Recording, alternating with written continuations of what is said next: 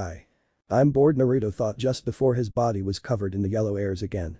He entered a stance, soon enough he raised his left leg before throwing the ball high in the air with full force, they could even hear a sonic boom when he threw it while it went for the sky. Seeing this, shouted just shows then the score he got on his phone being 803.7, much to the class's surprise. Damn. Jirou shouted in amazement, but it wasn't in league with Genos who got 1747.0 score due to using boosters on his arm. It didn't take long for Izuku to be next, holding the ball in his right hand while being feel in thought.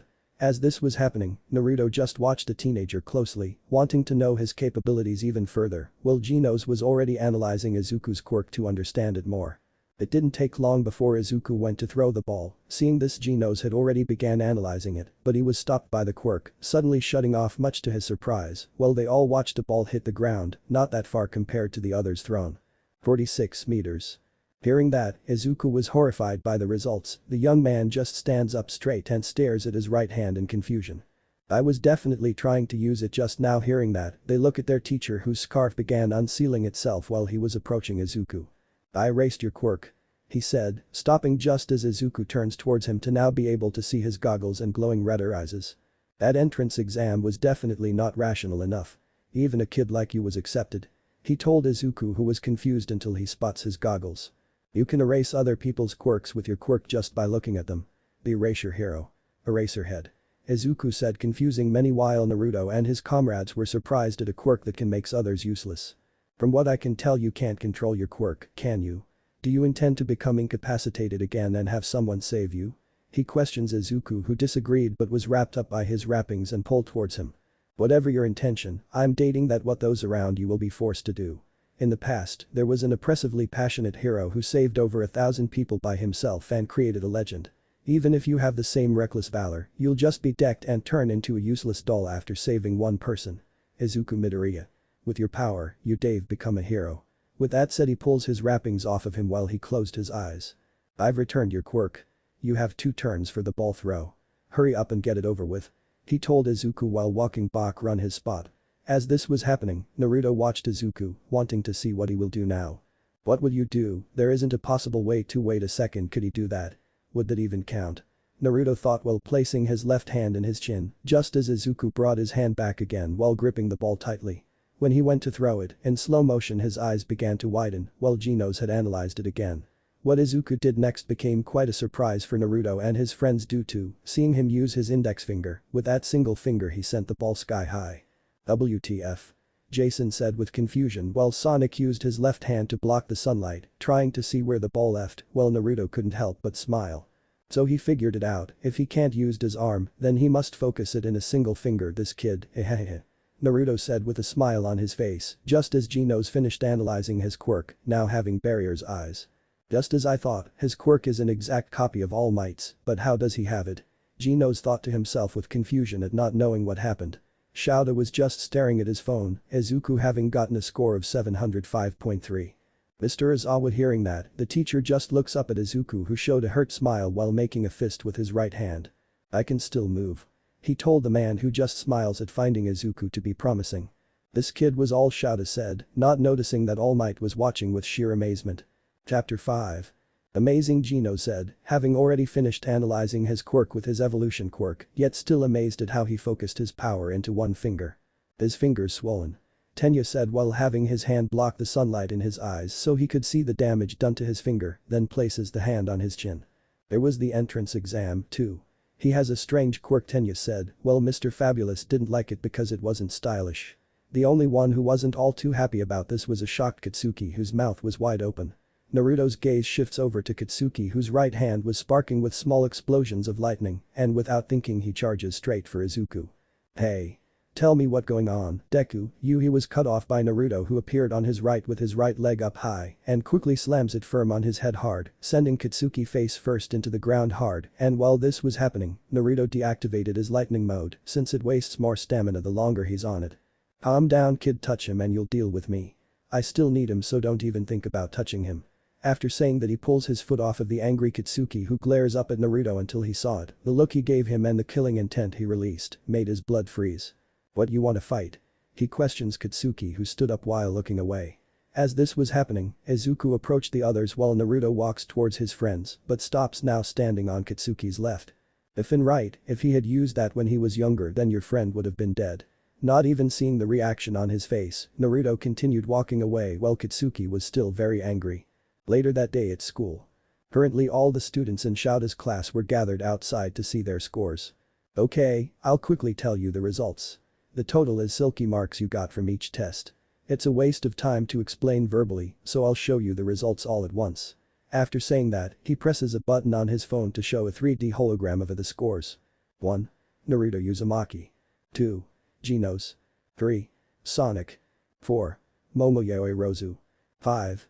Shadow Todoroki. 6. Katsuki Bakugo. 7. Tenya Lida. 8. Jason. 9.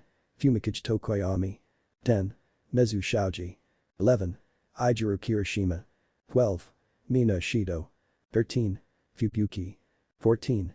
Ichako Uraraka. 15. Sayu Asui. 16. Yuga Aoyama. 17. Denki Kaminari. 18. Kayaka Jiru. 19. Minoru Mineta. 20. Izuku Midoriya.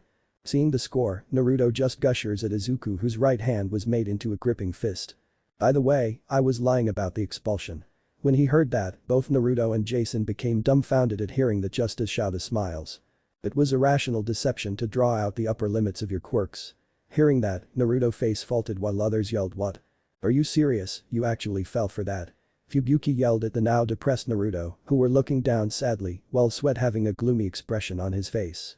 Shut it, Naruto said, disappointed in himself for falling for that. And he's stronger than us, wow. Jason said behind Naruto, which he could clearly hear him. I know, how is someone like him better than us? I mean he just did horrible on the written test. Sonic said, but they noticed Naruto was even more gloomy now, gaining a sweat drop from the two. Idiot Fubuki said while also sweating at the fact she thought that the teacher was serious.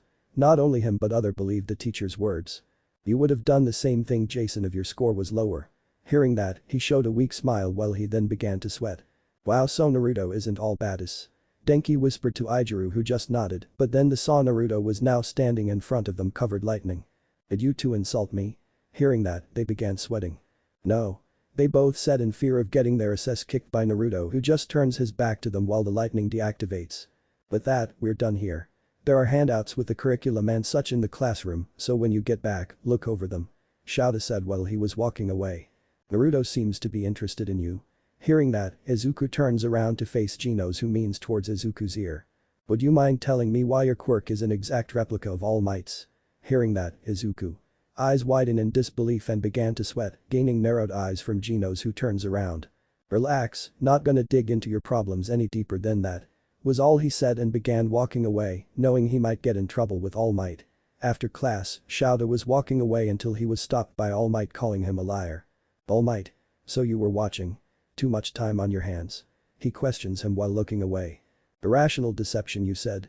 April Fools was last week. You punished a whole class of last year's first years with expulsion. You cut those you judged to be without potential without hesitation. For a man like that to take back his words that must be because you also felt the potential of that kid, right? Hearing that, Shouta turns towards All Might. Also? You seem to be supporting him quite a bit. Hearing that, a bead of sweat came down All Might's face. Is that how a teacher should be acting? Besides, the reason why I allowed him to pass was simple Naruto. That kid can already fight pros yet he's so young. Not only that his quirk is an exact replica of his, there's something not right about that kid ever since I saw him endanger the life of a fellow student and I intend to find out what. Izuku is only a means to draw out more information from him. If it weren't for him, I would have cut him down. There was no other reason why I would keep him. As he said that, he was walking away from All Might who just stood there. He's not wrong about the boy, that killing intent I haven't felt something like that since after thinking that, All Might was lost in thought now. After school, Naruto was walking home and thinking about the past and what gave him the idea of being a hero. Years ago within the forest. Big brother, why doesn't daddy let us explore outside the forest? Came the words of Naruko who was walking with her older brother through the woods whine holding onto his tail. Dad doesn't want us to since he cares about our safety, let's go back home and watch the news about All Might. The kid Naruto said to his sister who just tints her head in confusion. All Might. She said, not knowing who that is until Naruto turns towards his sister while raising his hands. He's the strongest hero in the world and he never stops smiling. He saved over 1,000 people once with no help at all. The kid Naruto said which his sister seemed truly amazed and smiles with stars in her eyes. I want to meet him. The little girl said, but her brother looks down sadly. The guards won't allow us to leave the forest since we're still young. The kid said and his eyes widen in surprise at hearing the bushes behind his rustle and turns around to find a teenager walking out of it.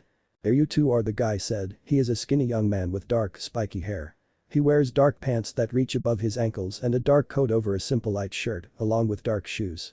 He also wears a belt and what appears to be a small leather pouch around his waist. Big brother Dobby, can't you take us to go see All Might? Hearing that, the teenager was quite surprised at his little brother's words. Maybe another time. Hearing that, Naruko just nods with a hole in her face while still holding on to her brother's tail as if it were a stuffed animal. Let's not talk about this in front of Dad, Dobby said before picking up both of his siblings in his arms. Why don't make you two down vanilla milkshakes? Hearing that, both smile happily at hearing that and agreed with their smiling brother. Chapter end. Chapter 6. Flashback years ago.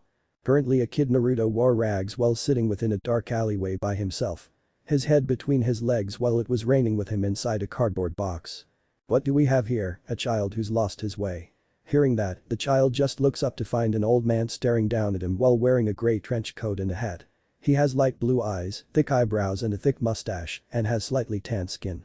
The old man just gives the child a smile while he stares at him before looking down until he felt a hand rest on his head which he looks up at the old man. Flashback end, next day at school. Within English class. Naruto was sitting in the back of the class, not listening to anything but staring at what appears to be a containment-like pod having a cylinder-like shape and about Naruto's size with a hand scanner on it. Everybody, heads up. Let's get this party started. Okay, Yaoirozu, come on. As he went on with teaching, Naruto glances at Izuku. His quirk is identical to that of All Might's. Remembering the words Genos spoke to him about, Naruto's eyes just narrow now wondering what the hell is happening. At the Grand Mess Hall. Where are they? Naruto thought, having right arm holding the containment pod over his right shoulder while his left held his lunch.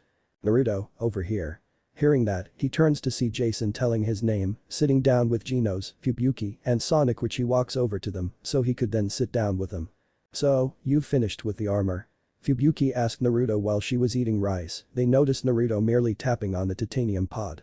Yeah, so I've gotta ask, the only ones who are gonna wear a costume is Sonic and me, but why not you guys? Hearing that, Jason looks away with annoyance. Hell no, am I wearing some spandex outfit though? It would work for you, Fubuki. Hearing that, she starts blushing not at Jason's words, but at the fact they all were lost in thought, thinking of Fubuki wearing an outfit like Mount Lady and thinking of her. Genos thought of something before turning to Naruto. By the way, how are you acquainted with Mount Lady? Hearing that, Naruto just sighs while leaning back into his chair. If I recall right, I met her when I spotted her being ganged up on a dark alleyway. Finding it to be annoyed, I quickly dealt with them, not knowing she could take care of herself, but if she had used her quirk the buildings would have been destroyed. After saying that, he starts digging into his raiment while being stared at by the others. Later that afternoon at school. Foundational Hero Studies. I am coming through the door like a normal person. Came the words of All Might, who has entered through the front door while wearing his hero uniform, much to the amazement of almost everyone in class, who didn't know he would be teaching the class which only included Naruto and his friends, but they immediately sweat drop at seeing the hero doing a march towards his desk, but for each step he stops about 1 or 2 seconds before stepping again. I teach hero basic training. It is a subject where you train in different ways to learn the basics of being a hero. You'll take the most units of this subject. Let's get right into it. This is what we'll do today. He stops there, showing a sign that read battle before saying combat training, much to Katsuki's joy and Izuku's concern. And to go with that are these. With that said, from the wall on the left of the class appeared numbers that held their costumes. Costume made based on your quirk registrations and requests you sent in before school started. Hearing that, most made sounds of amazement at wanting to see their outfit, unlike Naruto and his team who didn't care. Jason just looked down at his metal bat strapped to the right side of his pants. At training ground beta. All Might was currently standing outside to the entrance where he could see Naruto playing poker with Jason, Fubuki, Genos, and a now ninja-clad Sonic. I swear to God, Genos, stop using your X-ray vision. Jason shouted at Henesigo, appeared to have over $500 in cash from only about 30 minutes in the game. Damn, still surprised at Genos having the skills of a pro gambler. Naruto Trout, remembering the time when he won the rights to the underground subway in a game of Texas Hold'em.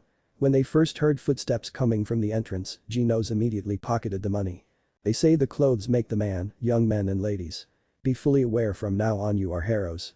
All Might said to all of them as they were standing in the open, wearing their costumes except for the 4 sitting down. That's great, everyone. You all look cool.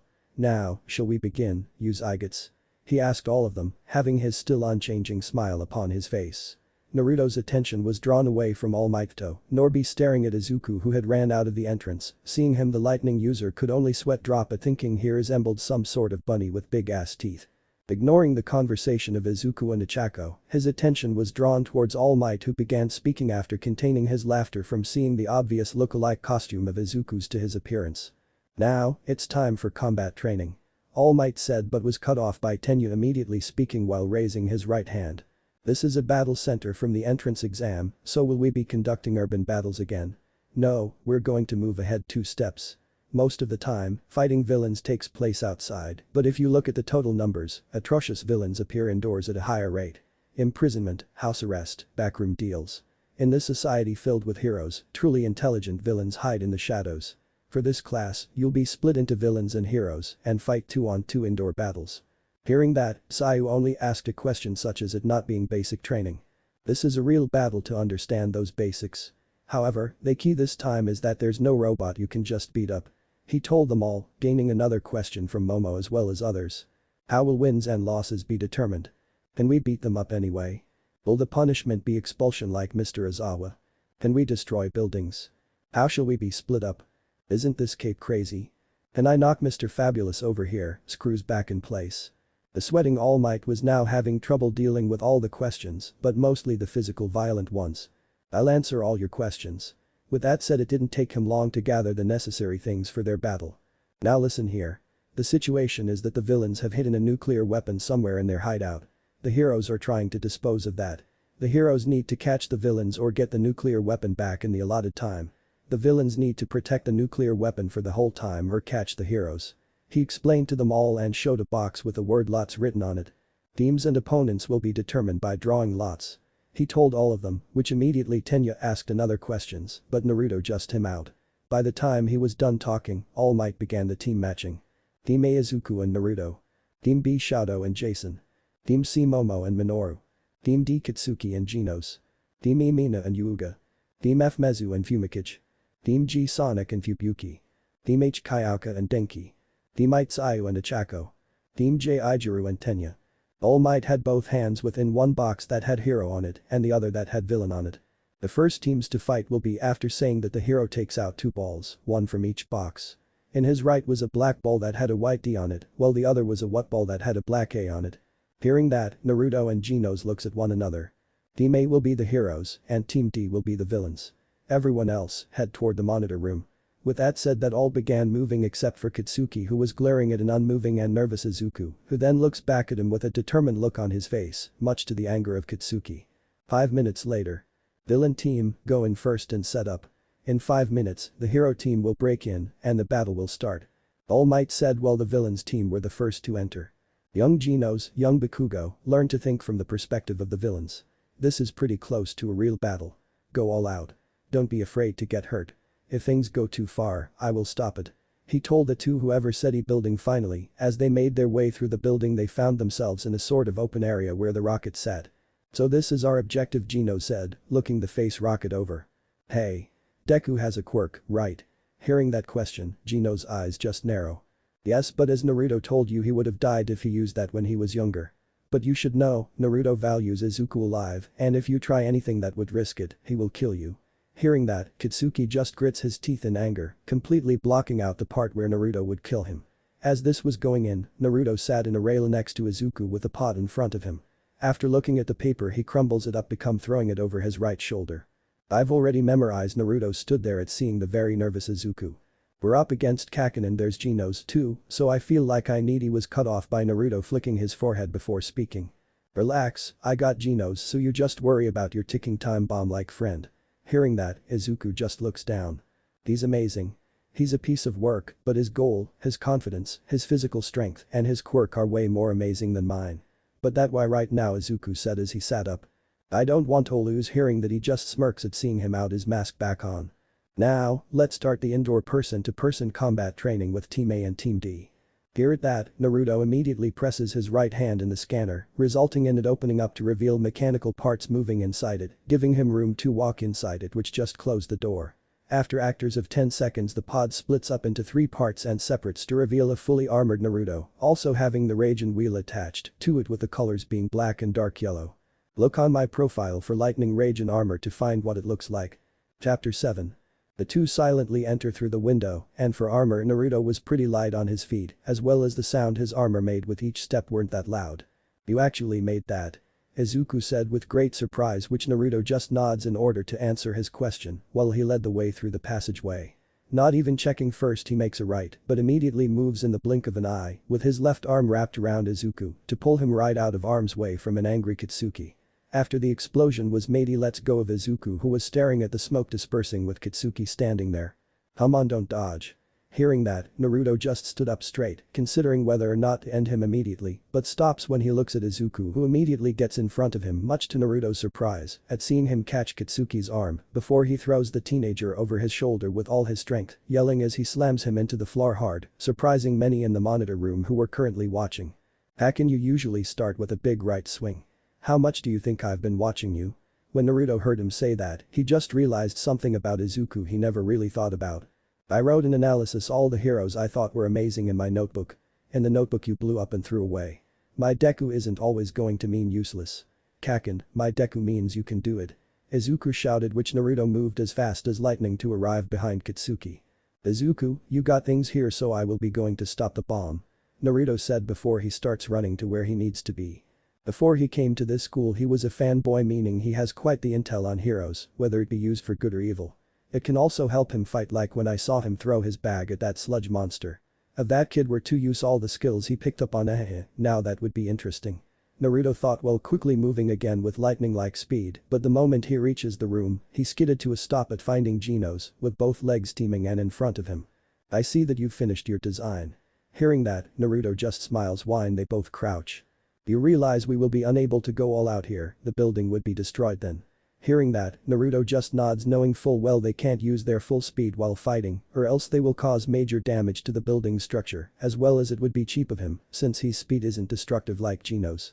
So, what do those drums do? Hearing that, Naruto just smirks while raising his left hand. I'll show ya. With those words he bangs the drum on his lower left-hand side with his hand to create a giant beast-shaped blast of lightning from that drum, which heads straight for the surprised Genos, while Denki watched with shock along with the others, but Genos extended both of his hands and merely absorbs the lightning. I made sure that I can absorb your lighting. Hearing that, Naruto just stares at Genos with his eyes narrow under his armor. As always my rival, you have the ability to evolve your body to defeat your opponent, but even you have limits. That being said, I am at a disadvantage due to the area being quite small, and we both being unable to use our full extent. Suo. Hearing that, Genos' eyes slowly widen at what he's doing. Where the others are. All Might's eyes widen all the way at what he's seeing. What's he doing? Jirou asked no one in particular, all not recognizing the fighting style, except for All Might, who simply watched his hands move like a calm stream. Water stream rock smashing fist. Hearing those words, All Might started thinking a new possibility of exactly who Naruto is. If he knows that style and has that lightning, could it be he's Silver Fang's son? All Might thought to himself, but his attention was drawn back due to the other fighters. Back to Naruto. Genos just enters a fighting style knowing full well that when it comes to him, Naruto will make his attack unpredictable. Genos was the first to make his move and leap straight for Naruto while he brought back his right arm, but the moment he swung his right fist at Naruto, he redirected it by slamming his left wrist into the bottom of Genos' right fist to push each other up, and suddenly the entire building shook, stopping both of them. Itsuki, you fucking idiot, Naruto muttered before turning towards Genos, who had his fist inches away from his face. Unable to move fast enough, he was punched in the face, but his armor blocked most of the blow, but even so, the impact made him skid back until he hits the wall. Good, attacking even when surprised. After saying that, Genos' eyes widen as he banged multiple drums, firing out multiple lightning-like tigers right at Genos, who extended both hands. Both instead of it hitting him, they hit the pillars, the floor, and the ceiling to block his view, yet all he had to do was use thermal vision, but Naruto wasn't there, showing he's hiding behind one of the pillars due to not having enough time to get the target. Just like he knew, Naruto was standing behind one of the pillars. Izuku, can you hear me? With that, he got a quick yes from him before continuing. I got a plan, so listen closely. With that said, he begins telling Izuku the plan, but had no choice to stop for a few seconds due to Genos striking the pillar with his right leg, shattering it, but thankfully to him, his leader had already ducked in the nick of time before rolling forwards and stands up fast while turning to find Genos once again having leapt into the air towards him with his right arm drawn back. Seeing this, his eyes narrow knowing what he must do, and the moment his fist once again connected with his face, just as fast skids his right palm into Genos' face. The two now skid back from the strike. Sorry about that, Izuku, but as we talked about, warn me the moment you're about to do it. Naruto said with his helmet blocking out his voice so Genos couldn't hear the conversation taking place. Genos then surprised after seeing Naruto charging straight for him, showing a different approach than what he's used to so far during the fight. Offensive. Genos thought before he brought both arms back, unlike Naruto who entered his fighting stance, and the moment they were within range, Genos unleashed a wild barrage of punch. Unlike Naruto, who redirected his punches with calm and powerful movements, each strike causing sparks from metal connecting with metal. Naruto now. Hearing that, Naruto immediately jumps backwards, confusing Genos who didn't not understand until he felt the building shaking, and from the floor below his feet erupted a shockwave that sent him flying high through the air, out and above the building with wide eyes. He planned this. Genos thought before looking back down with his eyes locking into Naruto, who was jumping from pillar towards the target. Seeing this, Genos immediately used his boosters to allow him to fly right down for Naruto with incredible speed. Genos' right arm was extended towards Naruto's left arm that was feet away from the device, and in that moment Genos saw lightning spark from Naruto's arm, and with enhanced speed, his left arm changed directions with it grabbing Genos' right wrist before using his right arm covered in lightning to chop off Genos' right arm, being cut inches away from his shoulder. Seeing this, Genos' eyes slowly widen at seeing Naruto pull his left arm back and swung it like a baseball bat, slamming it right into Genos' face and sending him flying right into the wall, causing large cracks to form. As expected, Genos thought at the exact same time Naruto placed his left hand on the target. Target acquired. Naruto shouted to Izuku while his yell could be heard somewhat from his helmet. Hero team wins. Hearing that, Naruto just sat down while Genos jumps off the wall and approaches Naruto, who hands him back his missing arm so he could reattach it back to himself before sitting down next to Naruto, whose helmet opens up to reveal his face. Did you have to use my arm like a baseball bat? Hearing that, Naruto just smiles while breathing out. Sorry was all Naruto said before they reached the bottom. The two could see Izuku being carried away on a stretcher. Seeing this, they were all led back into the monitor room where Naruto could see Katsuki, who was deep in thought. Seeing him, Naruto knew what he had to do to at least open the teenager's eyes a little. I'd say the best in this match was young Uzumaki. Hearing that, he turns towards the smiling hero. You must all be thinking why I could possibly think so. Who knows why? He yelled, which immediately Momo raised her right hand.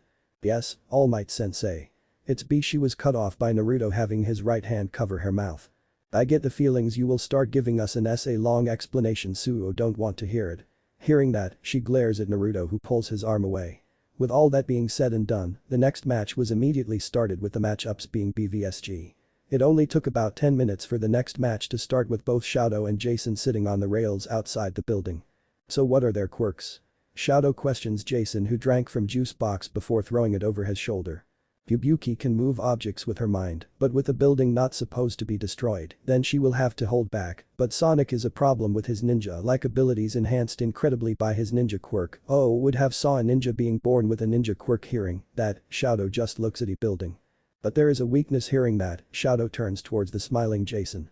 He doesn't do team battles, but one-on-one you could say it's his damn pride, wanting to get stronger without others fighting with him. After saying that, he stood up while putting the bat on his shoulder. It won't be easy, so you take on Fubuki while I deal with Sonic. Hearing that, Shadow began to speak.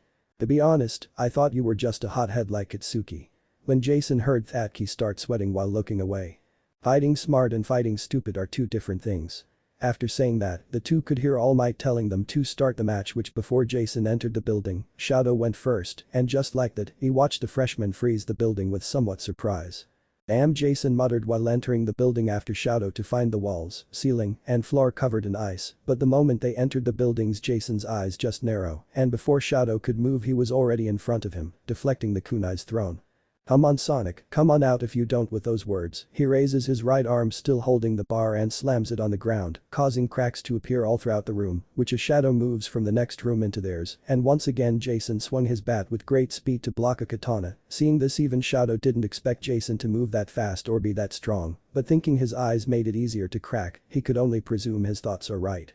Aren't you just the confident one? Sonic said to Jason, who just smiles with both struggling to overpower the other. Seeing this, Shadow just runs towards the next room, letting them fight it out, and the moment he left the room, both sigh. You do realize we can't destroy the building, right? Sonic questions the depressed Jason, who immediately gave him an answer. What do you think? Anyways, I would rather face that explosion hit since I want to see who would last longer. After saying that, Sonic disappears with multiple kunais stabbing into his back, but instead of reacting like the other students would, much to the shock of almost all the watchers, the teenager just uses his bat to knock them off, while steam could be seen from his back. Seriously Sonic, kunai in the back again. Is this because I accidentally hit you in the nuts that one time with my bat? Hearing that, Sonic appeared across the room with a look of annoyance at hearing that. Don't ever bring that moment up again. Sonic said with great annoyance at his words. Upstairs. Shadow enters the large room slowly to find everything covered in ice, yet Fubuki was sitting cross-legged while floating in the air. I have to say, that's actually pretty good. Just after saying that, the door shuts behind which he turns fast to see it's closed, and when turns he found Fubuki was in front of him with her right fist drawn back.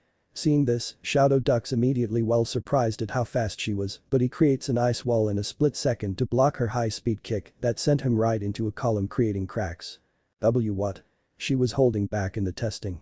Shadow thought with wide eyes until he noticed a light green aura coming off her body as she moves straight for him again, which he immediately creates a wall of ice, but it shatters with him being sent straight into the wall, hard resulting in cracks appearing, and just grits his teeth. Fubuki just stares at Shadow with her arms crossed before the teen was thrown around the room like a ragdoll, ending with him being sent through the door he came from. Geez, why do I have to deal with? Before she could finish, she was caught in a giant eruption of ice that was now outside the building and being larger than the building itself. What the hell? Fubuki thought until her eyes widen more to see a tired Shadow walking through the room and places his left hand on the ice, which starts melting. Capture complete, he said while warming himself up too. End of class. They all stood at the exit with Fubuki now wearing a coat to warm herself up while listening with the others as All Might spoke to them. Good work, everyone. Apart from young Midoriya, there were no big injuries. Nevertheless, no holds were barred. For your fu at full training exercise, you all did wonderfully. After saying that, he was off with Naruto tubing everything out and looks towards the still upset Katsuki. After school. Katsuki took one step outside to find Naruto standing there down the steps. Seeing him, Katsuki's eyes just narrow at seeing him, yet he just turns around. Follow me, I wanna show you something, and if you resist I'll knock you out. As you should know, I was holding back a lot, so shut up and follow me. Hearing that, Kataki glares at him before felling the killing intent, which he just followed Naruto without a word being said. It took them only 30 minutes to reach the hospital, where they enter in silence. What I want to show you is at the top floor. Hearing that, Katsuki just spoke as they headed up the stairs. What's this whole thing about? Katsuki demands Naruto, who answers in a casual tone. Let it go, forget about thinking you're the strongest and who of everyone else. But most of all, Izuku isn't your enemy. Hearing that, Katsuki made a tch sound after hearing that. Listen, you're not seeing what true power comes from. Hearing that, Katsuki began glaring at Naruto. What? Hearing that, Naruto stops outside a door, turning to Katsuki with a serious look on his face. I was once like you, thinking my power could do anything if I was just strong enough, even letting out all my frustrations with my quirk. People like me don't have happy endings. Hearing that, Katsuki's fists turn into gusts with small explosions appearing around his hands. You know nothing about me. He shouted at Naruto, who just opens up the door on his left. I want you to meet the most important person in my life. Hearing that, Katsuki stops for a few seconds before approaching the door, and the moment he was at it, he froze completely at what he was seeing. The one who put my sister in this condition was me that day. I swore I would never act like I did back then again. You're not the only one who knows what it's like to think they're above others, but you must understand, your anger will result in the people you care about ending up just like my sister is right now. After saying that, Katsuki just looks down before feeling a hand touch his shoulder and looks up to see he was smiling sadly.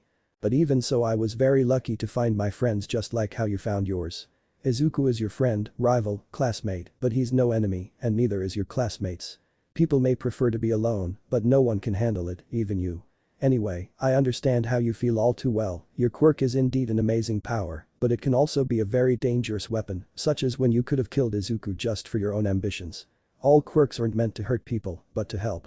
True power comes from the want to protect someone you care about. Only when their life is at stake is when a quirk fully blooms.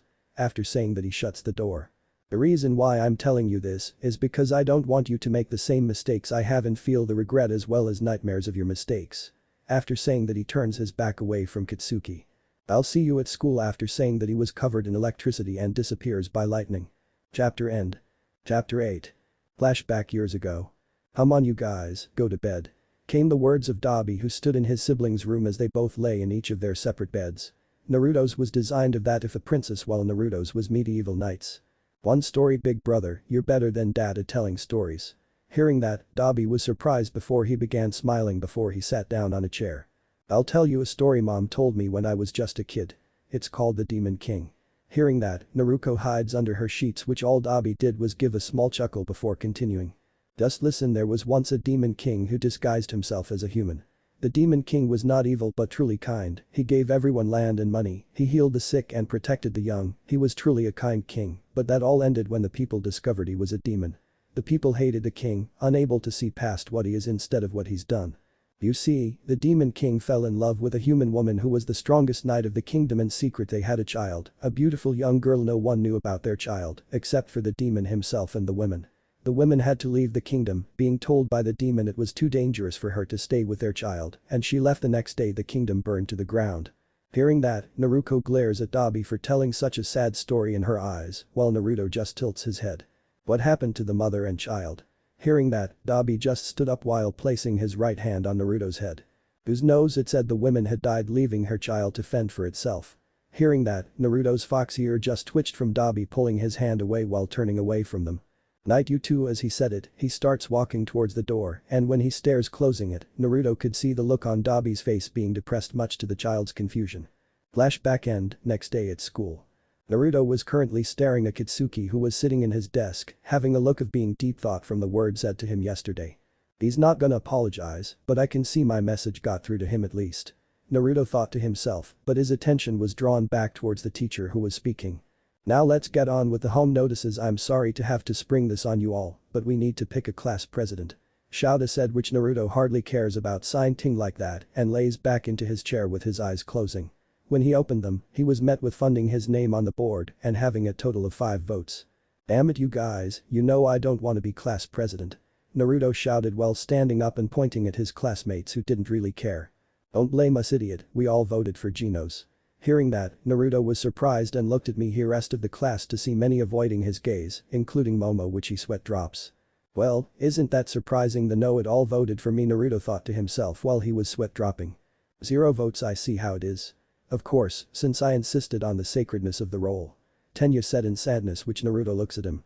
You voted for somebody else Momo said, confused at why he didn't vote for himself. So then it's President Uzumaki and Vice President Yaoyorozu. Shouta said having just entered the room which Naruto was pushed to the front of the room with Momo who was averting her gaze from Naruto who was staring at her intently. Lunchtime. Damn this is good ramen. Naruto muttered while having his 3rd bowl of the ramen made in the school while sitting next to Genos who ate rice. Naruto can we talk? Hearing that, he turns around to see Momo standing next to her friend Kyouka. If it's about what I need to do as class president, then you can forget about it, I'm not cut out for that kind. He stops there at seeing she just sat down next to him with Kyouka, both sitting on his sides which Naruto was now between them. Momo completely shut him down much to the amusement of Jason. Naruto, you have to take things seriously. She told the lightning quirk user who just raises an eyebrow. I'm pretty sure you already know that not gonna happen. I'm sorry but I'm now going to ignore all your questions involving class. With that said he just looks away from her, gaining an annoyed look from the girl. How aren't you fat? Fubuki finally asks the question they all wanted to know but didn't know if they should ask that or not. Naruto just looks at his female friend to see she was staring at him intently, wanting to know his secret so she too can use it since almost every day Naruto eats ramen yet gains no weight, instead he's at peak physical condition. What can I say, I'm so badass I can eat whatever I want. Naruto said with a know-it-all smile, but stops at seeing Fubuki was glaring at him with anger which he just sweat drops and immediately changed the conversation. Hey Genos, what are they talking about over there? Hearing that, Genos looked to where he was looking at to see Izuku sitting at a table with Achako and Tenya. Using his quirk he focuses on the conversation more. It appears Tenya is talking wide his family that's been in heroics for generations, the Ida family. Hearing that, Naruto gave a laugh at hearing that. Please, the only heroes out there I respect are the trio. Naruto told them Kyouka asked the question she and Momo were thinking about. Trio? Hearing that, Naruto just turns to them with surprise. Yeah, unlike the pro heroes above 3, I respect those 3 the most. You know, pro hero number 3, the Sound King. Pro hero number 2, Silver Samurai and pro hero number 1 All Might. Hearing that, Kyouka was surprised at hearing that. Wait a second, Kyouka your last name is Jirou, right? Hearing that, Naruto looks at Genos due to being confused at why he's talking about her name. Yes, why do you ask? She questions Genos who is with a passive look on his face. You're the daughter of the number 3 pro hero, am I correct? Hearing that, Naruto had a look of disbelief in his face and turns to his left at the surprised Kyouka. Your dad Sound King damn I must say I didn't expect to meet his daughter here, hearing how he talks about you on TV, I thought you would have been in some private school or something. Naruto said with surprise which the girl just looks away in embarrassment at the fact her dad talks an awful lot about her on TV and even calls her princess much to her embarrassment when she's with friends. Suddenly with it warning the sirens went off much to everyone's shock except for Naruto's group, well mostly Naruto who was too busy eating another bowl of ramen to even give a shit about it. Security level 3 has been breached. Students, please promptly evacuate. Hearing that, Naruto's eyes narrow at remembering reading the student handbook while reading one page of it before tossing it in the trash, and that was about the levels of security in the building. Naruto, you need to Momo stops at seeing his bowl was rolling in circles on the table, empty with him nowhere in sight. Outside the building. Go bring All Might out here. He's gotta be in there. One reporter shouted, standing with a crowd of reporters who were questioning Shouta and present Mick. We told you, he's off duty.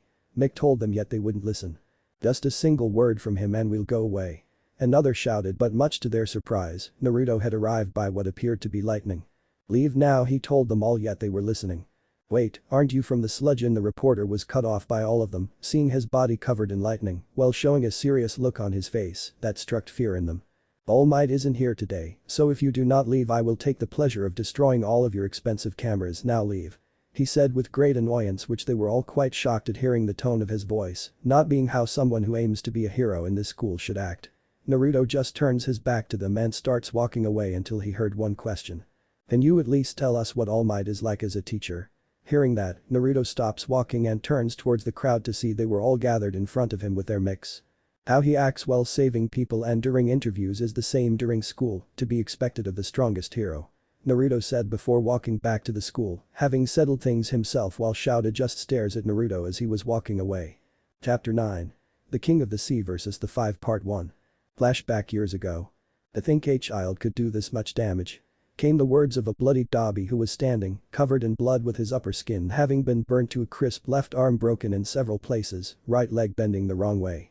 Standing in front of him was a growling monster that was on all fours, its entire body was black, with an outline of dark yellow, as well as having electricity coming off of its body. It had wide eyes and its mouth was wide on inside, long fox-like ears, and two horns with one being broken. The Dobby could only laugh as he was grabbed by his throat and lifted in the air, while the monster pulls its right hand back slowly, causing Dobby to give another laugh. Once a demon always a demon, my little brother. As he said it, his spiky black hair turned bright pink. Take a good look at what you've accomplished. As he said it, it was as if his words echoed into the monster's soul, which it looks around to find the cutest destroyed, but when its eyes laid upon a steaming Naruko it froze. The beast began morphing until it was Naruto who stood there, frozen as his eyes just stared at the unmoving Naruko. When he turns around, Dobby was nowhere to be seen. Flashback end, in the subway tunnel. I can see why Shouta hates the press, came the words of a sweat-dripping Naruto who was staring at the news article on the newspaper, involving how he threatened a crowd of reporters if they didn't leave, not mentioning the part where he was going to destroy their expensive equipment. Nice job, Dumbus, Jason said to Naruto while he held a water bottle. Naruto could only look down while sighing. I know, but I don't care. That was their fault and I really don't care what they say about me. As he said it, Naruto stood up while looking at his containment armor pod was already sitting in the direction of the entrance. So how do you power that thing? Hearing that, Naruto just turns towards curious teen. It's simple, me. Hearing that, Jason was surprised by his words as he continued. I power it up before using it for battle. After saying that, he starts walking towards it while Jason just stares at the back of his head with his eyes slowly narrowing. What the hell goes on in that guy's head? Jason thought to himself as he looks towards Fubuki, who just walks out of her room and immediately spits out his water at seeing she wore only pink panties and a pink tank top. Hearing the water being spit out and turns now once again sweating. What are you guys looking at? She questions the two, which Jason looks at Naruto with a she can't be serious look on his face. Later that day at the academy during 12:50 p.m. Forbes, he foundational skill of heroics will study today. It was decided you'll be supervised 9 3-man team comprising me, All Might and somebody else. Came the words of Shouta to the class of heroes in training. Sensei. What'll we be doing? Tenyu yelled with his right ear raised. Then he hero everyone needs, either it's a flood or any other disaster. It's the trial of rescue. Jay brayed while showing a rescue plate. Hearing that, Naruto just giddier at his suit of armor. Trail of rescue sounds a bit difficult this time around, Denki said with a smile on his face, getting agreements from the other students. Don't get ahead of yourselves. As I was saying, this time, it's entirely up to each of you whether or not you wear your costume. Some of your costumes probably aren't adapted to the task at hand, after all. The training area is fairly far away, so we'll get there by bus. That's all. Go get prepared. He told all of them while pressing a button on his phone to show their suits coming out of the wall. 45 minuets later. They were all sitting down in the bus with Naruto sitting next Kyouka on her right while she was listening to music. Yo Naruto. Hearing that, his gaze shifts over towards Denki, bring the one to the all to him. What is it, light bulb? Hearing that, the electricity quirk user just sweat drops at hearing that, unlike Jirou who is chuckling. I wanted to know if you're by any chance you're related to Silver Fang. When he heard that name, his eyes slowly widen along with his close friends. It's just you have a quirk that like the same and you have his fighting style. Hearing that, Naruto just looks down, which Kyouka just glances at him just as Genos began speaking. That is none of your business. Genos told the now surprised Denki. You could see the annoyance on Genos' face. What, it's just a question. Denki said, but he then noticed the serious looks on not only Genos but also Sonic, Jason, and Fubuki's faces, which confused not only him but the others as well, for they could feel the tension in the air increasing. As this was happening, Naruto was lost in thought, only seeing blood everywhere and a lifeless body in his arms. He was once my teacher, came the words of Naruto, much to the surprise of his friends. What do you mean by once? Jirou asked him but immediately regrets it after seeing the look on his face. He died, he told them all, which Shouta, who was driving the bus, had wide eyes from what he just heard. He's dead. Shouta thought to himself with wide eyes at the fact the previous number 1 hero before he retired is dead, with Naruto having been the one who knew it. Some time later at USJ. Amazing. Is this USJ Universal Studios Japan or something? Jirou shouted in sheer amazement, soon enough getting an answer when a man wearing a spacesuit arrives. Blood wrecks, landslides, fires this is a practical training area I created to simulate all kinds of accidents and disasters, and its name is the ultimate space for jams. He declared to all of them, recognizing him as the one who wields the black hole quirk. Naruto just ignores everything and places his pod on the ground so he can then enter it to be able to put it on. As was happening, Shouta, who was leaning against the rail watching everything, noticed something in the corner of his eye and turns around to see some kind of dark swirl in the air that shows a hand, followed by a face now alerting him, just as the darkness expanded to reveal a man wearing a dark blue suit and holding a suitcase in his right hand. He has fins on the side of his face, sharp eyes and large fangs. He has a small pink oval over each eye, similar to eyebrows, and another at the corner of his eyes. Behind him he was followed by others who look more menacing than he does. Huddle Tog Shouta didn't even finish after Naruto had already jumped over the railing with Genos, Sonic, Jason, and Fubuki, much to the students' surprise, but even more Shouta and 13, who saw they didn't waste even another second but leapt into battle. When they had finally landed they could see into 30 of them having arrived. Alright, firing squad, here we go. He was stopped by Naruto, who appeared in front of the villain with his left hand touching his chest and electrocuting him.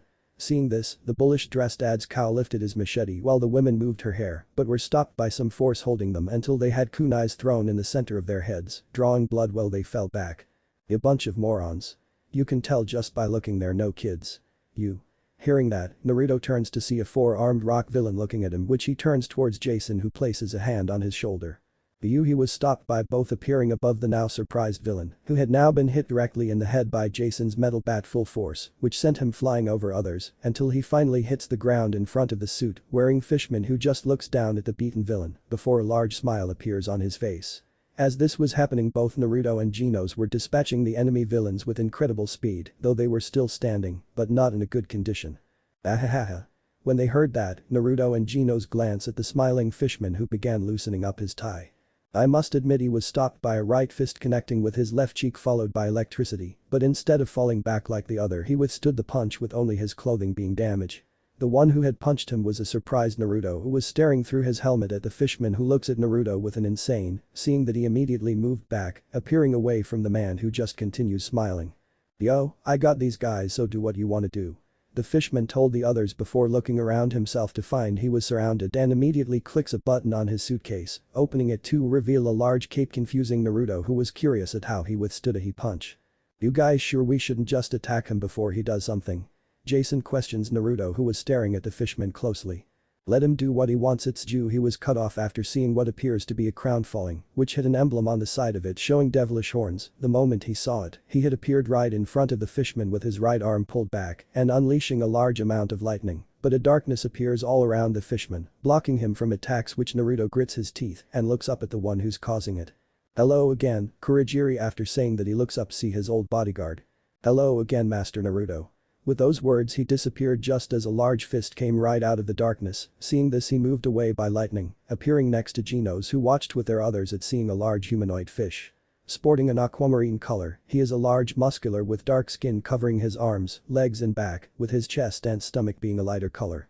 He wears a red speedo, a large fur-trimmed cape held together at his chest with a clasp in the shape of a fish head, and an ornate crown. So it wasn't just a myth, Naruto muttered, gaining Genos' attention, who turns to him.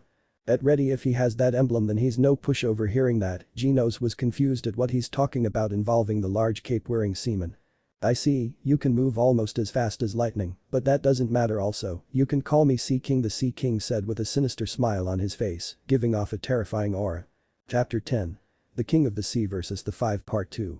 Before the fight began, Naruto looks around to see that everyone had been separated, then looks at the smiling Sea King. Genos. Naruto shouted, which he just nods in agreement before he placed both hands in the ground while Naruto's body was covered with lightning. As Genos lifted both arms. Boosters okay, his back igniting, he starts floating in the air from the electricity coming from the palms in both hand before the two disappeared straight for Sea King, who just smiles while he threw a right fist, but in slow motion, Naruto had moved out of the way from the fist before Genos then delivered a powerful left fist right into his right cheek, followed by a powerful beam that rips a massive hole on the building's wall, shocking many Aodo seeing the destructiveness of a single attack. Outside, the two had noticed it was already raining with Sea King nowhere in sight. Naruto just curtis his teeth at seeing the traffic outside the building and the people. Nice shot. When they heard that, both of their eyes widened and turned around fast to find Sea King with his cheek having regenerated. Yubuki. We need to clear the street.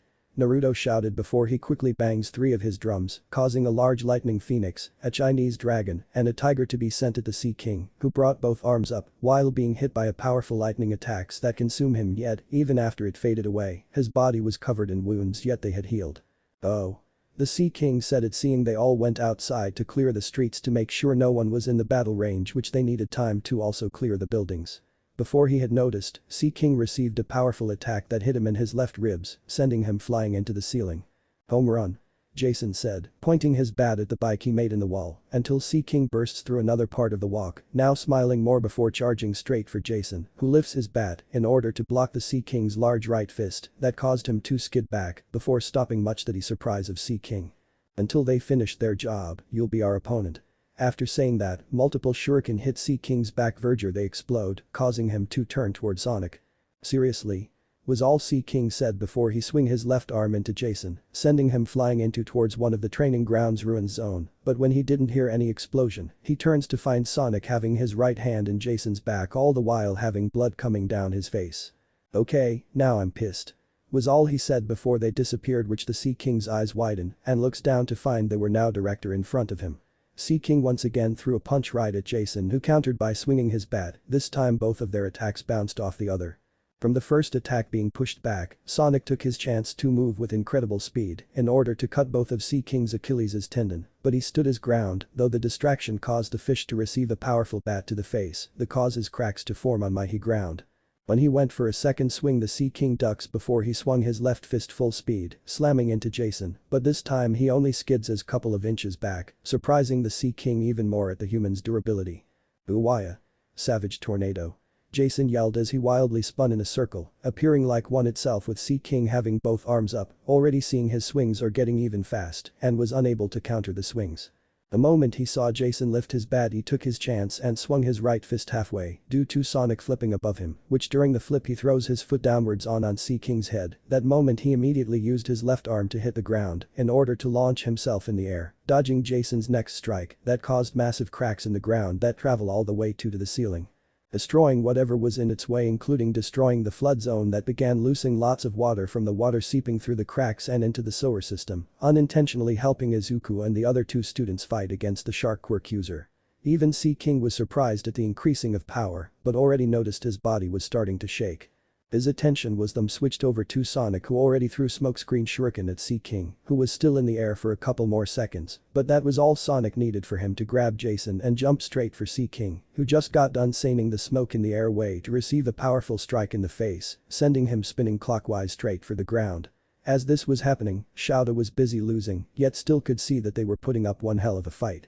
I see his quirk not only makes him more powerful, but also continually increases his physical abilities, Sea King thought to himself before he started smiling. Interesting. The Sea King said before standing up slowly to show the wounds he had received have all but healed, much to their annoyance. I thought a little. With those words, with incredible speed before Sonic had any chance to grab Jason, the king had already appeared in front of the teen in order to deliver one hell of a right punch to his stomach, breaking a couple of ribs, another to his right shoulder, which knocked his arm out of its socket, to then a right uppercut that caused to the student to have blood coming out of his mouth. Weak. Was all he said before unleashing a barrage of punches, followed by a high left kick that luckily sent him through a hole in the wall. Your turn. Sea King said before he leaped straight for Sonic, who moved out of the way with incredible speed to dodge the right fist that had caused cracks to appear in cordy ground. When he looks up, he saw Sonic spinning down for him, but this time he counters by releasing a long eel-like creature from his mouth that extends straight for Sonic, who was bitten by it but just puffs into smoke, much to the surprise of the Sea King, who found Sonic right after he slammed his right hand in his chin, forcing the Sea King to bite his own tongue off. Now I can fight seriously. Sonic said with a childlike smile on his face just before he began dodging the barrage of fists being sent at him in slow motion. You may have power but you're too slow to fight me. I'm glad, Sea King. Fighting something like you just confirms how strong I really am. With those words he hit Sea King multiple times before landing near the large hole made by Genos. Sonic was greatly surprised at Sea King having already closed distance between the two. She immediately jumps out of the USJ to gain more distance, but the moment he lands on the roof, he heard something land behind him. The ninja hero just turns around to find a now changed Sea King who has become much larger, his muscles having expanded dramatically. The fins on the side of his face and back are now much larger, and he had developed new fins on his forearms and shoulders. His face also became significantly more monstrous, with his eyes and mouth becoming larger, distorting the other features of his face. The air of the surface shriveled me up a bit, but thanks to this rain, I feel like myself again. Your attacks don't hurt me even little. Hearing that, a bead of sweat falls from Sonic's face before he smiles. Is that so? Right after asking that, under his feet the building began to collapse which the Sea King just looks down, while Sonic had already gotten off the building just before the collapse. As it fell it became like a whirlwind, delinking around Sea King who just looks shut in confusion just before he looks up to find Genos. Lightning Eye. He yelled, blinding the Sea King who then received a powerful left kick to his cheeks, sending him speeding for the ground, followed by Genos' head down straight for him. Machine gun blows. Genos shouted while he brought his left fist back before extending it, causing the ground below their feet to give way, now falling into the sewer system, all the while Genos was unleashing a barrage of fists against the Sea King, who just took it while smiling. You do like combo attacks, don't you? Was all he said before landing on his feet in where with Genos landing in front of his all the while his arms began morphing to release steam. You realize that you're now cornered in this space, do you not? Sea King questions Genos who just smiles before that were both consumed by lightning. Rog. The Sea King yelled in pain with his gaze shifting to the sewer water to find it being the cause of the lightning happening. When he looked up, Genos was still in front of him with both arms extended and combined to show many cannons. Seeing that, Sea King's cheeks puffed and spat something out which Genos merely moves his head to dodge it before continuing. Incinerate. Genos shouted before unleashing a point-blank incineration type attack at Genos, who was gritting his teeth.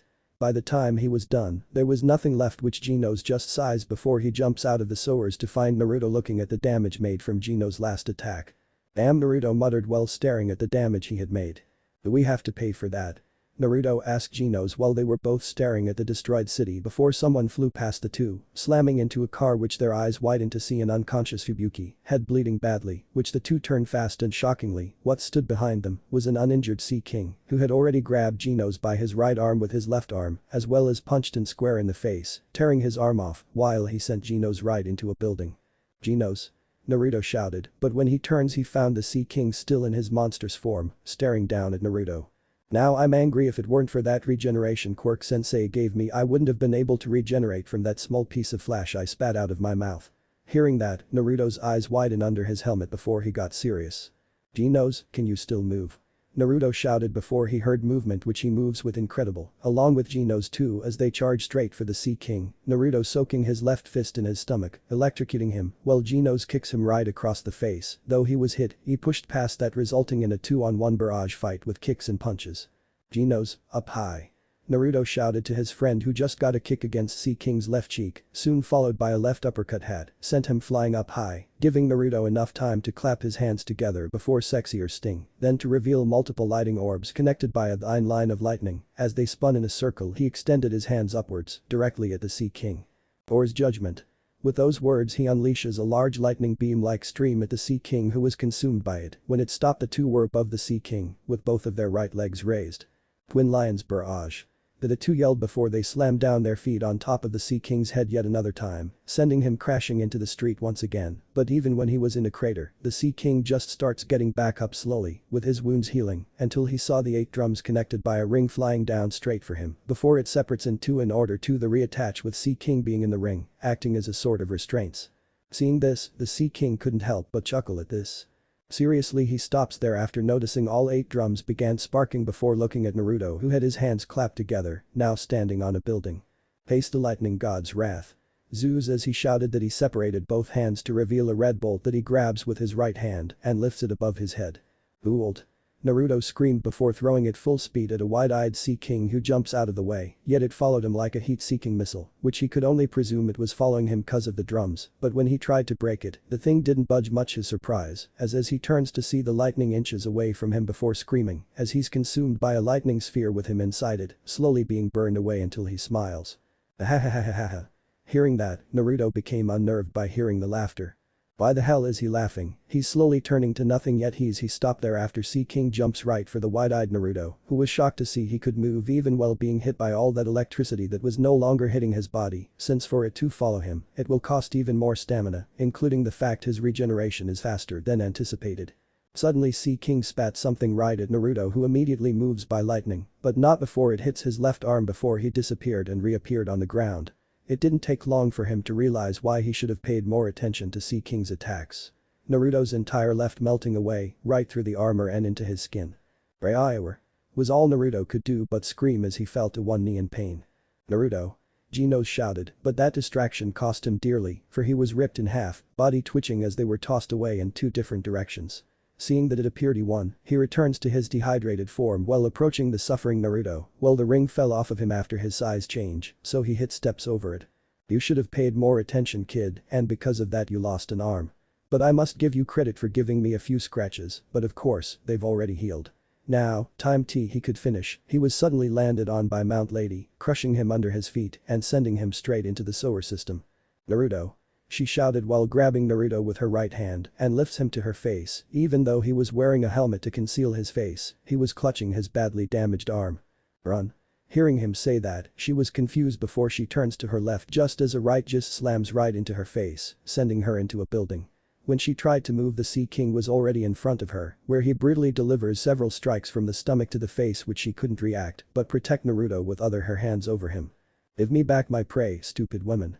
He shouted and was about to deliver another devastating punch when he felt multiple things hit his back, which he just turns to find a group of heroes having assembled behind him, all staring at how he's on Mount Lady's right leg, having just beaten her very badly. Or prey. With those words he stopped down as hard as he could and broke her leg, gaining a scream from the hero which causes them all to get ready to fight, which the Sea King just walks off of her now broken leg, not even caring when she returns to her normal size, laying next to Naruto, whose head ended up resting on her right shoulder. Idiot, Naruto muttered while Sea King was easily dealing with the heroes, all the while a news copter was broadcasting everything. Why did you do that? You realize you couldn't win, right? Hearing that, she just shows a weak smoke regardless of the fact she couldn't move from the devastating lunches she received. That's what heroes do, and if we don't even have a chance at fighting we still fight. We can't afford to lose, not while people endangered. Hearing that, Naruto just looks at the beaten Genos, who was busy getting help by Sonic, who had arrived with a backup, though he originally wanted one of the top 3 heroes to interfere, since right now, the Sea King was effortlessly beating all the heroes that had arrived, which were 11 including their principal. As Naruto watched it, he began thinking back. He's the strongest hero in the world and he never stopped smiling. He saved over 1,000 people once with no help at all. Remembering that, he just looks down at his right arm. Sis, would you approve of me using what cost my sensei's life? What caused you to be in a coma? After thinking that, he closed his eyes.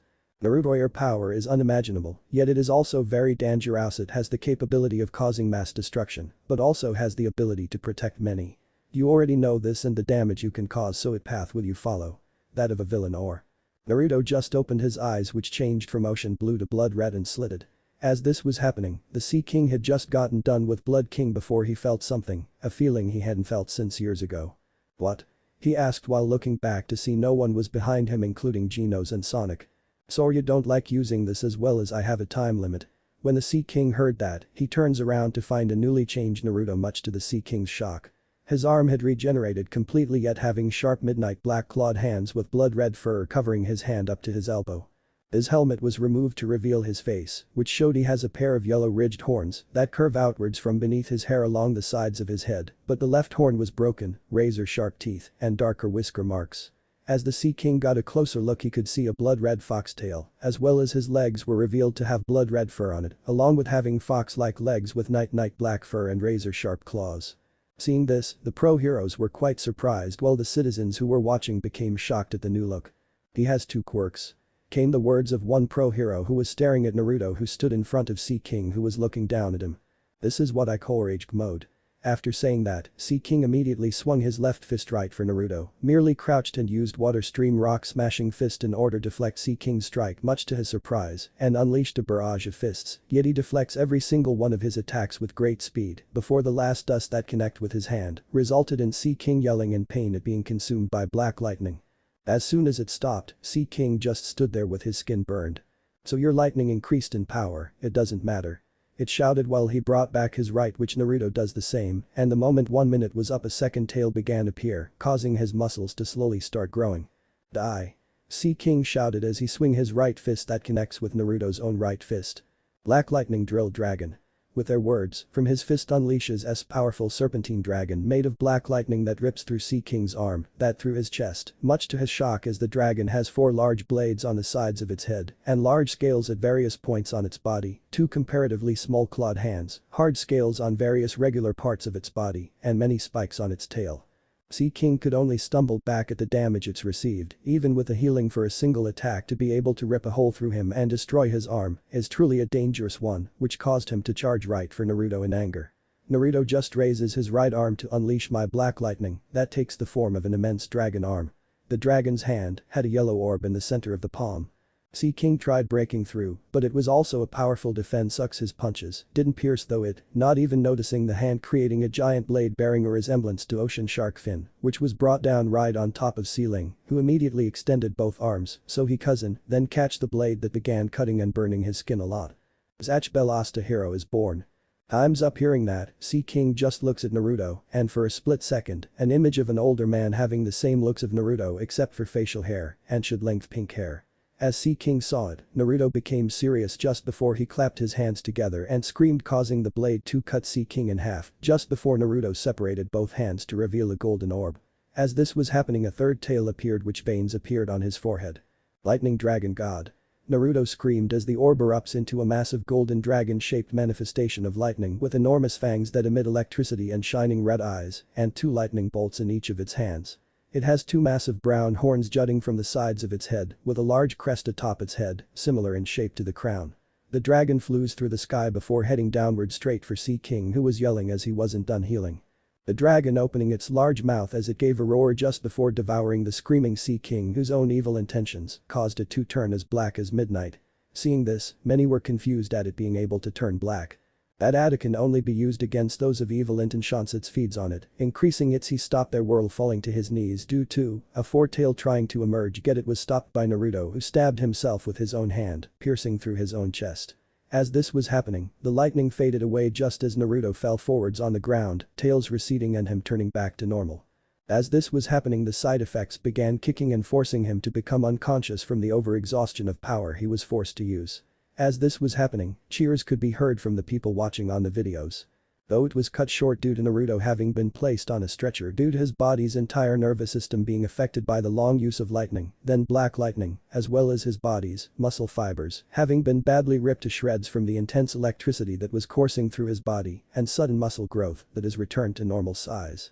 Chapter 11. Within the hospital. Well, look like shit.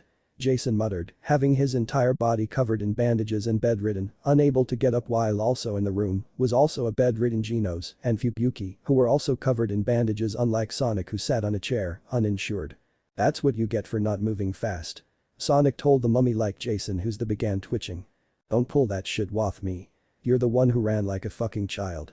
Jason accused of Sonic, who just looks away, out the window to see his citizens of the city.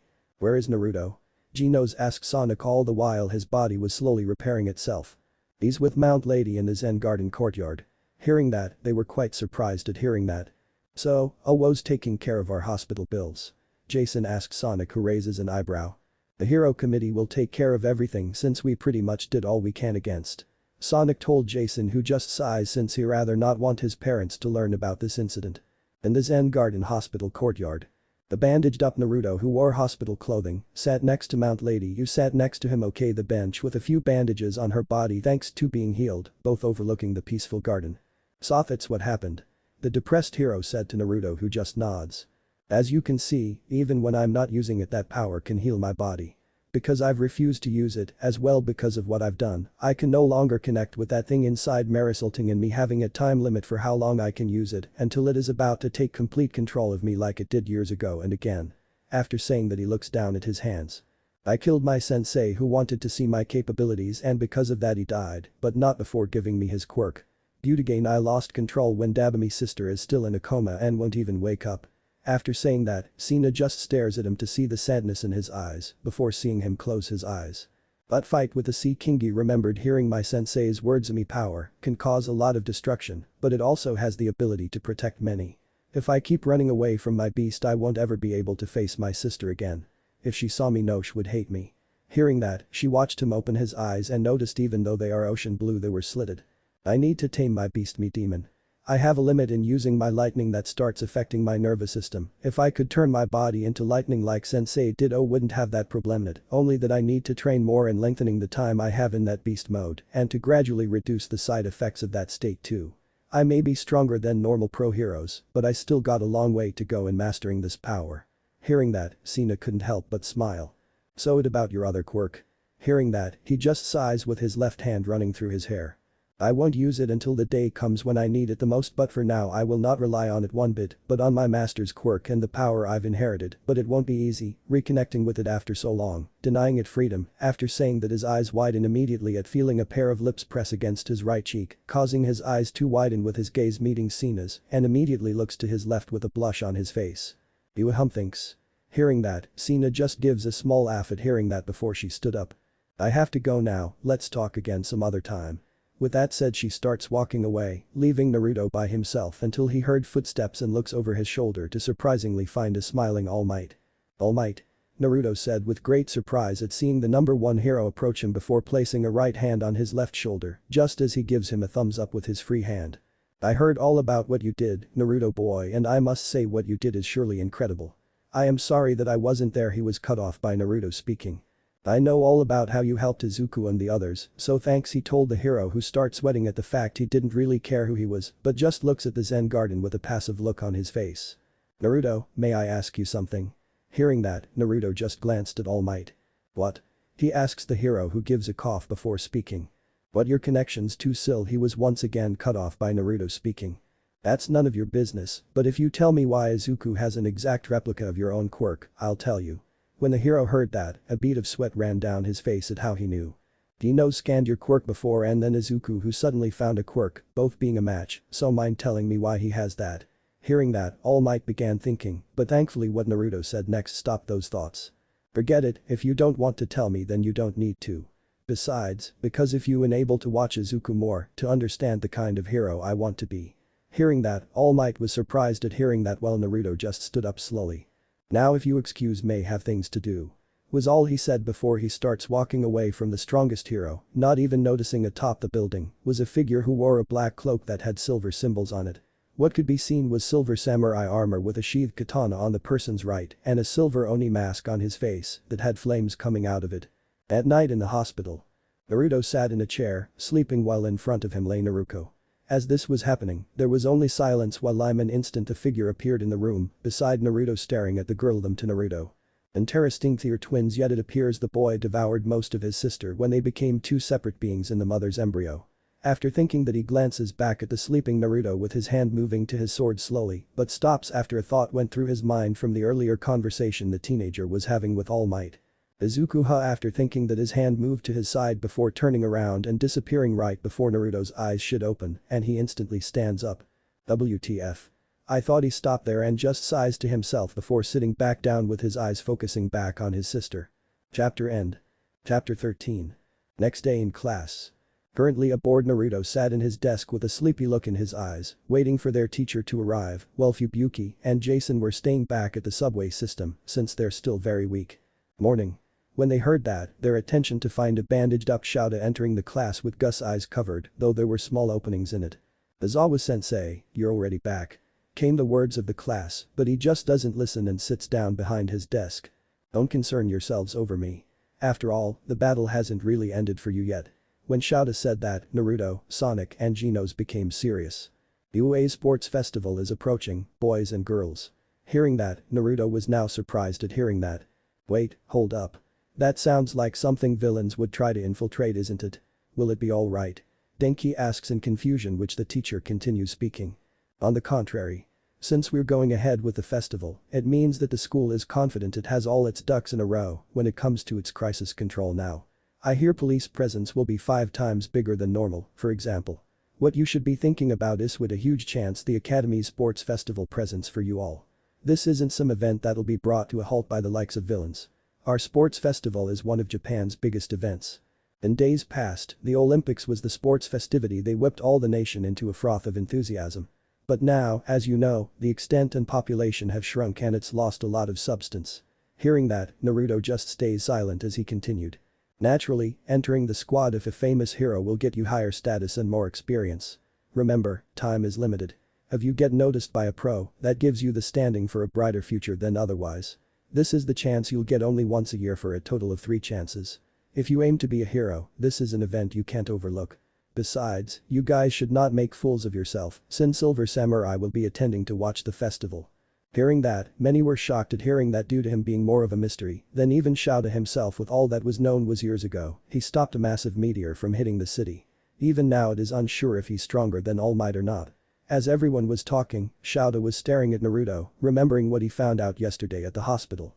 Yesterday at the hospital, in Dr. Akashi's office. Akashi was a tall, pale and slim man with a mix of light peach, pink hair that was pulled back and peach eyes. He wears a white lab coat and an employee name badge on the left side of his chest. He also wears slate gray colored dress pants and gray shoes. The look on his face was serious and stern while he held photos on his right hand. In front of him was Shouta, who was bandaged and stood in front of him. You asked me to tell you anything in case I find something strange about Naruto. This is something you need to see. After saying that, he puts the picture of a regular human body. As you can see, this is a normal human body, but Naruto's body. As he said it, the look on his face was very confused and unsure. Come on, show me. After saying that, he gives a nod and puts up, much to Shouta's shock at what he was seeing. As you can see, he has 5 hearts. I don't know how this is possible, but it gets even weirder. When we took a blood sample, it turns out his blood was black as midnight, some kind of goop of sorts that we couldn't identify. Now we get to the bones. After he said that, he puts a picture up showing the bones being also black as midnight but having some sort of blood red lines running through them. Long story short, I've never seen a body like his. Beferites beyond anything I've learned about before, and I'm not even sure if he's even human. Hearing that, Shouta's eyes were just narrowed, staring at the pictures in deep thoughts. Flashback end. Naruto Uzumaki, just who are you at, are you? Shouta thought to himself, wanting to know just who he is. By the time class was over, Shouta left even though there was a crowd outside confusing the students that were in the class. Who the hell are these guys? Naruto questions no one in particular while standing up. They're crowding the exit. What are they here for? Minoru said with worry, and got his answer from an annoyed Katsuki that approached the door, walking past them while telling him they are scoping out the competition. They want to see the gang who came through the villain ambush. They're checking us out before the big battle, asshole. It's pointless to try, so why don't you just duck off? You go. He was cut off by a fiat shamming against the top of his head, which causes him to bend down, holding his head in pain. Calm down, no need to be an ass for no reason. Naruto told the annoyed Katsuki, who glares at Naruto, but their attention was drawn towards the one who wakes in front of the others, sporting a wild blue hairstyle.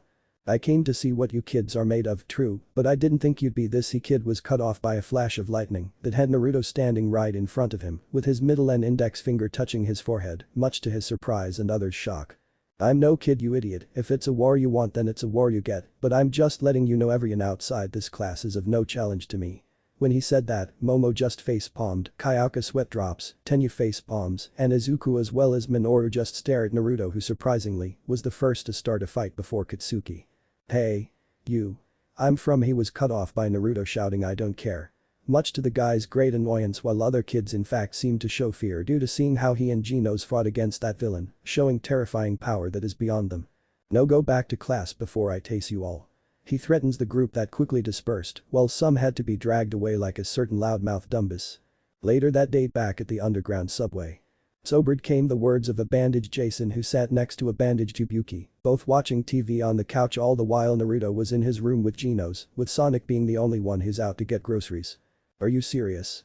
Came the words of Genos, who stood next to Naruto, overlooking the destroyed hero armor he wore. I need to make modifications the designs to a more movable armor. Perhaps one with wings so I can move through the air with my lightning boosting its speed. After saying that, Genos began speaking in an uneasy tone. Naruto, the doctor was able to scan your body and he showed it to Shouta. When Naruto heard that, he froze for a couple of seconds with his left hand running through his hair. Please use that guy even leave alone. I mean really, so what if I'm half human? But if he does keep poking into my past, I might just have to get rid of him myself.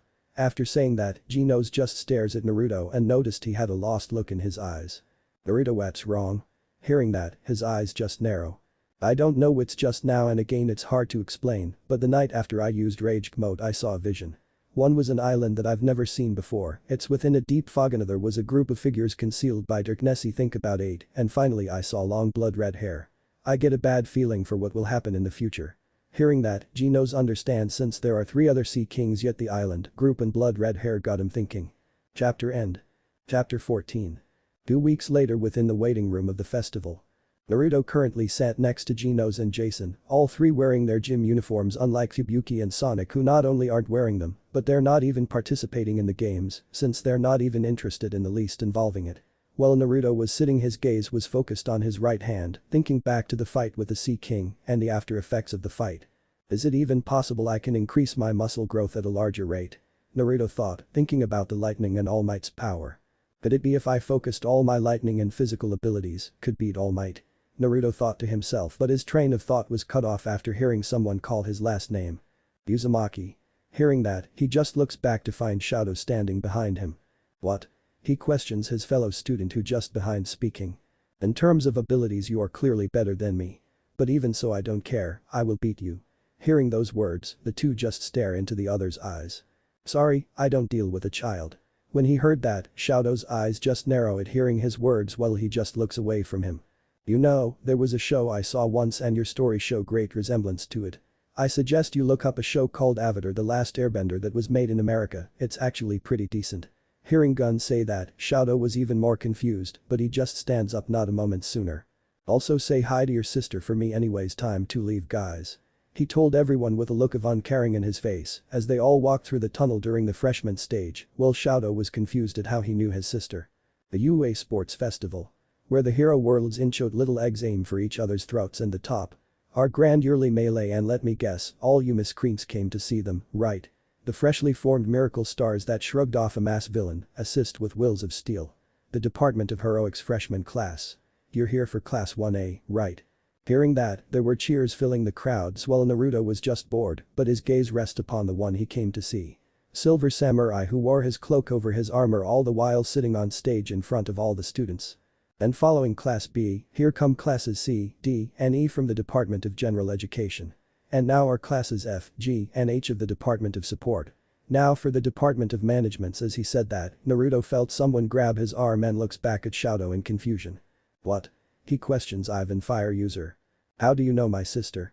Hearing that, he just blinks in surprise before just staring at him. I met her in the hospital, you don't need to know more about why I was there. Was all he said before pulling his arm away from the confused Shadow. I will be the chief referee for the freshman stage this year. Came the words of the deep voice of Silver Samurai who held a mic while gaining a lot of attention. Now for the rep. Naruto Uzumaki of 1A. He said loudly into the mic, which Naruto starts approaching the stage, all the while staring at Silver Samurai and could clearly see paper charms with writing on them, located some kind of small bag on his left leg due to he was sitting with the cloak not covering one of his legs. By the time he got on stage he just looks at everyone. All I'm going to say is you better be ready since this isn't not gonna be easy. If you're not prepared you will fall and fall hard to the earth. Was all he said before walking off the stage, confusing the students, while others knew what he meant by the power he displayed once during the fight with Sea King. When Naruto walked by Genos, his friend knew they would be fighting, and this time they weren't going to hold back one bit. Now it's time to begin the first event, so just like the kid said, don't screw up. After saying that, he points back to the screen to show the words obstacle race being shown to everyone. An obstacle race. Izuku said with worry, unlike Naruto knew he needs to save up his lightning for the real challenge ahead. As this was happening, they all approached the gate, ready to race with one another. This race will not only feature the 11 classes, but also be almost 4 kilometers, it will be a ring around the whole stadium. You can do anything as long as you're within the course. On your marks, with those words the 3 light begin flashing down with the first red light at the top of the gate turning green. Seeing this, Naruto just crouched knowing he should at least get in front of Shadow, knowing full well he may just start by freezing the ones behind him since he would do the same thing. When the final light turned green, Present Mick shouted stay ired. Which they all moved with Shadow leading the way. Our first filter. Was all he said before freezing the students in their attacks right behind him, but his eyes widened, as in a flash of lightning Naruto was on his left while on his right was Genos who used his boosters. Nice trick, but there's more than just us. Hearing Naruto say that, Shadow looks back to find more having avoided his ice which included his classmates. Chapter 15. Targets detected multiple. Came the words of robot that arrived in front of their path. Naruto and the others just look up to see the first barrier. Here come the obstacles, and so suddenly. And from the very outset the first barrier will be a Robo Inferno. As Naruto heard that, he, Genos, and Shadow were staring at the large group of giant machines. One was used during the Enters Nice exam, but it was only worth 1 point. Naruto and Genos look at Shadow who's already making his move by crouching down with a word since my shitty old man's watching. Leaving his mouth before bringing up his right arm that causes a wave of ice to rise and consume the now frozen giant machine, surprising the two, but they just hurried in front of Shadow who chases after the two. He stopped it. He opened the way. We can go through. One student yelled, but Shadow just started speaking whine looking back at them. Don't. I froze then in's precarious position with those words the giant frozen machine collapses downwards on any who would dare go past it. So it's gonna crash down. As he said it, Naruto and Genos were ahead of him staring at 4 more that were in their way. One ace Todoroki has forged ahead and blocked the others in one fell swoop. That kid's harsh. He separated them from the rest of the competition. Naruto just extended his right hand with milk yolk lightning orbs appearing connected by a ring, while Genos extended both arms that combined to show many cannons. Incinerate Thor's judgment. The two yelled with Naruto unleashing a yellow lightning beam unlike Genos who unleashed a large blazing blast of flames, incinerating and destroying the 4 machines that were now sparking with electricity while they collapsed shocking many. As this was happening, Shadow took this chance to run ahead of the two of them, which they just followed him onto the next course to reveal large rock connected by a single rope, below then was only darkness. Surprising to Shadow, Genos just used his boosters while his feet skids across the rope, shredding and destroying it, now leaving only 4 more rope paths to take, leaving 2 of them being used by Naruto and Shadow, running on opposite sides towards the third to last part. While this was happening, Kitsuki was gaining on Shadow who was getting closer and closer to the last stage, unlike Tenya who was trying to catch up to Kitsuki. Naruto was lost in the whirl running, his imagination spinning while creating a new technique within his mind to use.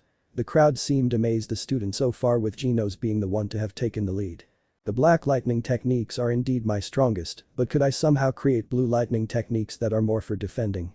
When Naruto thought that, his eyes widened a little at the thought blue lightning appeared through his mind which was used by Silver Fang, unlike when his was yellow and black, unable to make blue lightning, including the fact he could only chapter the lightning while in rage mode unlike Silver who did it with ease. By the time he reaches the front he found himself arriving on land next to Shadow who arrived at the exact same time too. Same one huh?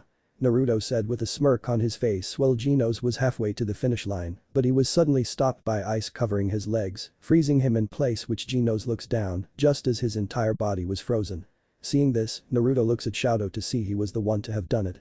And now we come to the hidden final barrier. Its true form is none other than the minefield right out of Rambo 3. It's set up so that if you look carefully, you can see where the landmines are placed. Strain your eyes and feet. As the two heard it, the ice covering Genos slowly began to crack while Naruto and Shadow ran towards the final gate. Bastards are in it for entertainment value. Hearing Shadow say that, Naruto just smirks while looking across the field with his eyes, but was stopped due to hearing someone yell behind him. Hahaha. It don't mean a thing to me. Came the yell of Kitsuki blasting ahead of Shadow and next to the surprised Naruto who just stares at him. I'm not getting last place.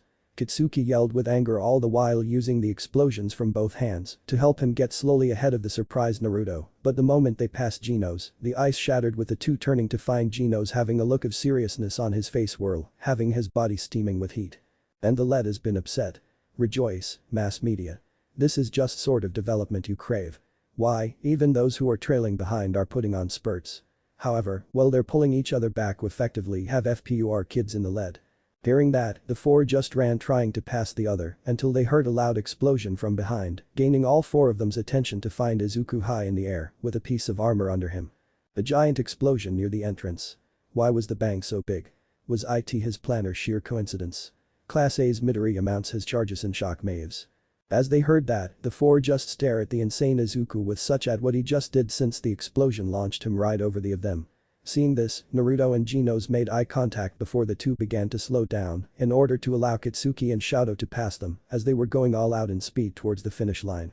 Seeing this, Naruto couldn't help but smile at seeing how hard they're trying, but even more so at how Izuku just a second ago triggered another explaining that sent him further past the others who were pushed away from the explosion.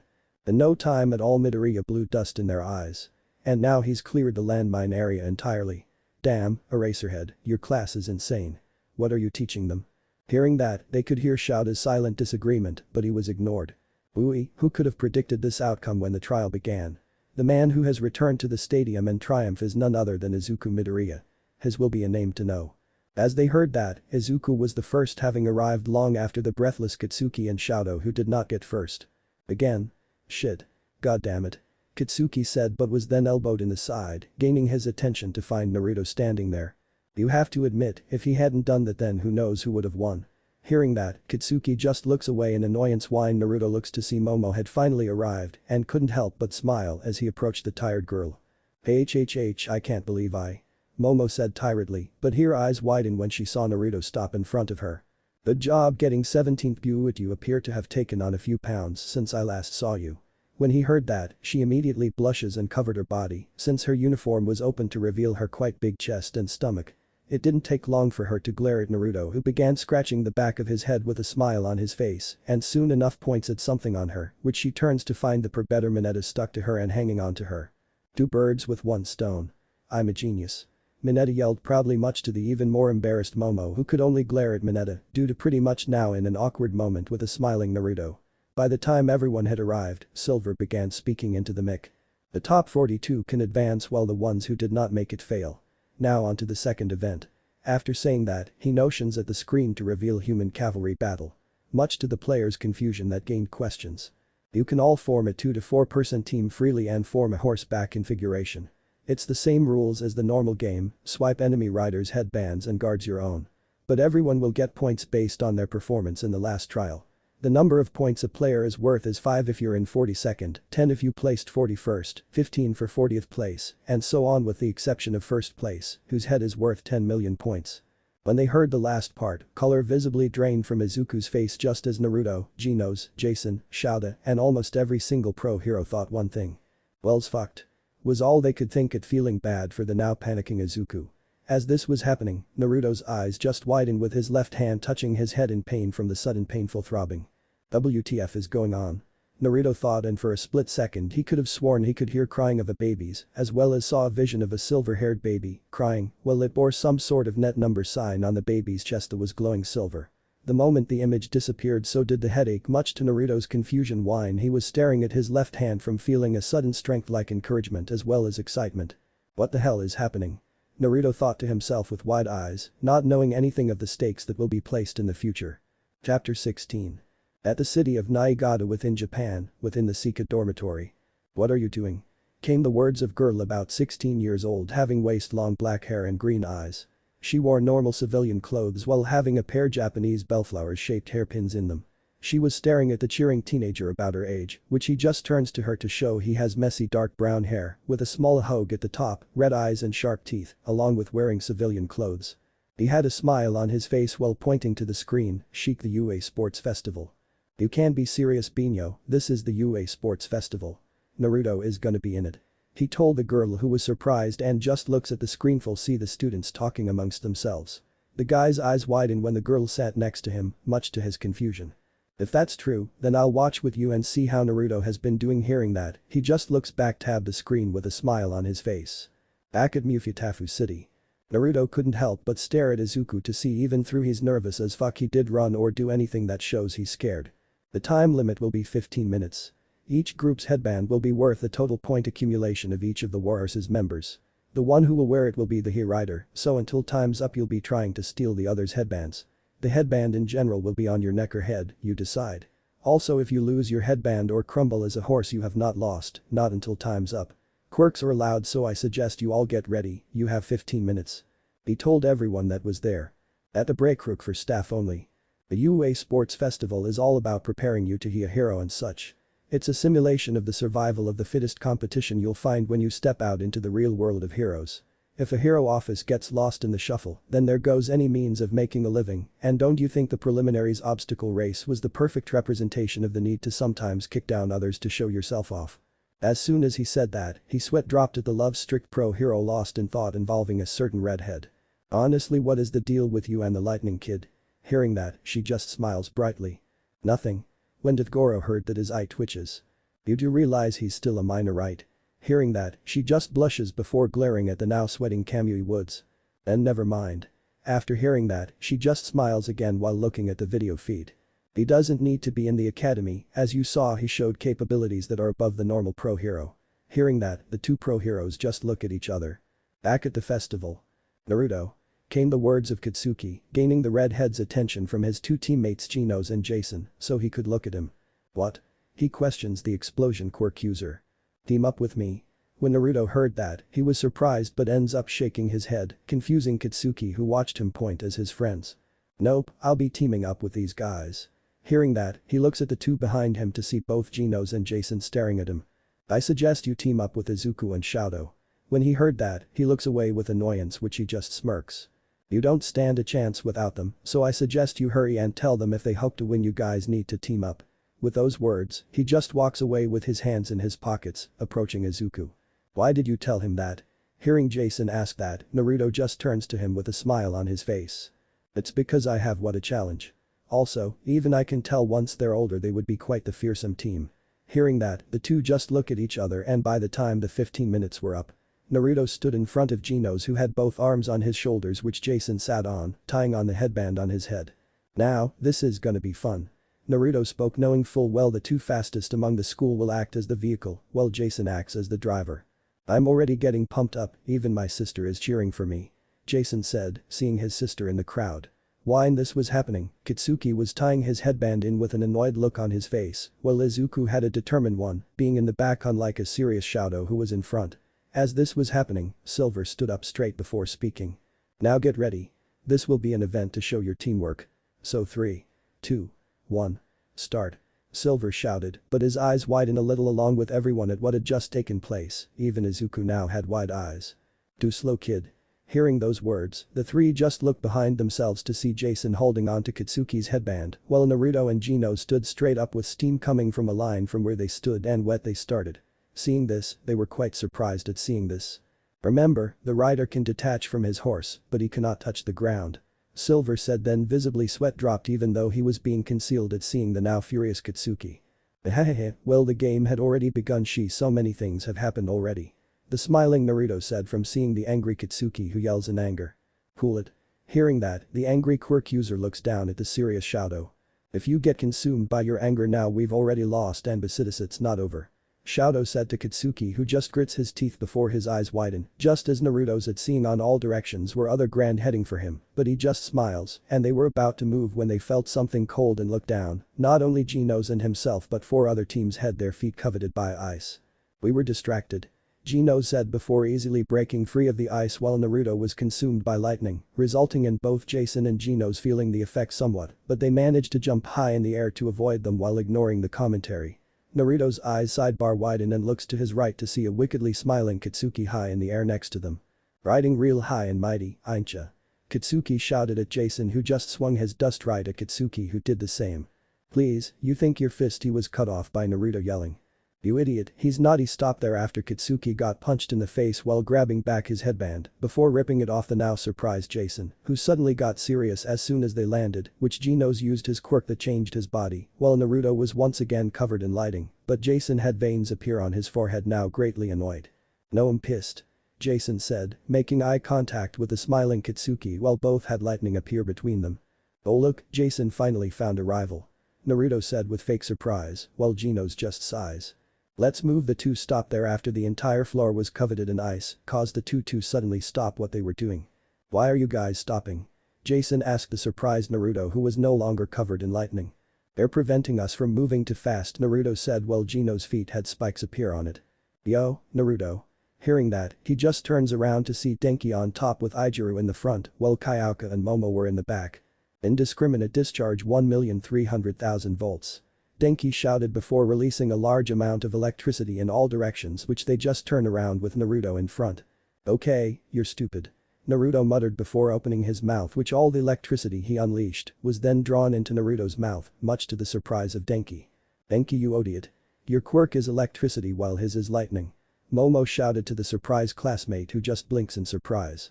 Oh yeeho crap. Denki muttered at seeing Naruto now having a wicked smile on his face from absorbing all the lightning released. Naruto. Hearing Genos yell that, he quickly looks to his right to find a very large hand heading straight for them, which Jason swung his right fist, resulting in the hand being forced back, now being regular size to show Itsuka Kendo being the one to have had the giant hand that was a little hurt from the fist. Suddenly ice around them, creating a large ring that not only surrounded them but also Katsuki's team. There's only about a minute left and Todoroki has set the field. All that's left now is taking those 10 million points. It'll be swiped in an instant or so, I might have thought up until 5 minutes back. Hearing that, Genos began speaking out loud. He can only use his right for freezing, so let's stay on their left. Genos said, having already analyzed Shadow's quirk. So what will you do? Naruto questions then as they began heading straight for them, but not being too careless as they charged for them before being covered in lightning. Well, Genos used his boosts, and once again they readily swapped Katsuki's headband a second time. Why it? Once again they move at speeds that not even I could see. Uzumaki and Genos, if you had super acceleration, then why didn't you use IT in the preliminaries? Come on you guys, you gotta do better than that. Naruto told the group whine they deactivated his lightning just as Katsuki's group charged for them, but something very odd happened. Suddenly Jason's entire face was consumed by a small explosion, shocking both Naruto and Genos, who were visibly frozen at what they had just saw, giving Katsuki and their team enough time to grab their headband while getting behind them. I got IT. Katsuki shouted while looking at the headband to show 240. Time's up. Hearing that, Naruto had wide eyes at what had happened while hearing the scores. Technically they last had the headband before it exploded, so in first place is Team Jason, in second is Bakugo. When Izuku heard that, he couldn't help but smile from hearing that. In third place is Team Tetsude, I mean Team Shinsu, wait, Team Shinsu. When Naruto heard that part he looked at me, he won with Spike's blue hair having different headbands around his neck. Seeing him, Naruto wondered who he was, but his attention was drawn towards Jason having smoke coming off of his face, while parts of his hair were burned away, showing he was far from displeased. And in fourth place, Team Kendo. Hearing that, the lightning user's gaze focuses on the one who had the large hand quirk, which he made eye contact with the strawberry-colored haired girl, who just smiles as Naruto, who merely raises an eyebrow at her team having also passed. The first 4 teams will move on to the final event now, step forward. Hearing that, Naruto couldn't help but smile to see that things are about to get interesting, but his attention was drawn towards Shadow having placed a hand on his shoulder. We need to talk. Hearing him say that, all Naruto did was blink in somewhat surprise at the sudden want to speak to him, while Katsuki and Jason were still glaring at the other until Genos placed a hand on Katsuki's shoulder, which he just turns to the blonde who just gives him a thumbs up. I never imagined you could time the explosion of the nitroglycerin-like sweat that came from the palms of your hands. Pretty amazing, I must say. Hearing that, he just blinks in surprise before looking away with his hands in his pockets. During that time, where Silver is. Currently the number 2 hero in the world was walking down a flight of stairs until he heard a very familiar voice. It's been 5 years. Silver hearing that, the cloaked man stopped walking and turns around to face All Might. Since I saw you leaving, I wanted to talk to you. He stops right there and moves in front of him before Silver could continue walking. Silver, you should take a break and see your ass. All Might was cut off by a katana at his neck with Silver holding it. I will only say this once, if you endanger them I will erase you. Hearing him say that, a bear of sweat falls down All Might's face while Silver continues walking. Don't worry, I'll keep them safe. Hearing that, he just continues walking while passing Endeavor, who was eavesdropping, and almost immediately when they made eye contact, Silver took an inhale of air, resulting in all of the hero's flames suddenly being absorbed into the mouth of his helmet, resulting in the hero falling to one knee while smoke comes from the helmet's mouth. Do that again, and I'll drain you dry. Silver threatened the angry Enji, who just glared at number 2 hero in the world, who just continues walking. Chapter 17. At the exit of the sports festival. So what you want to talk about? Naruto questions Shadow while having his arms crossed. What was it you talked to my sister about? Hearing that, Naruto just blinks in surprise since he's still on that subject, but in the end he just sighs while closing his eyes. I know all about the incident. When he heard that, his eyes just widen. Quirk marriages bring forth children that inherit both parents' quirks, but that's not the problem here. Hearing that, Shadow just covers his burned face. In my memories, my mom is always crying. She told me that my left side is ugly and she dumped boiling water on me. The reason I'm aiming to beat you is as a personal triumph. I won't use my shitty old man's quirker, rather I'll become he was stopped there from having Naruto's left hand lands on his head much to his surprise and just looks up at Naruto who was smiling at him. You're not the only one who wishes not to rely on a quirk, I too possess a quirk that far surpasses my father's, yet I rather not use it because it was born from my father, but even so, if it's to protect the ones I care about it that I have no other choice I would rely on it.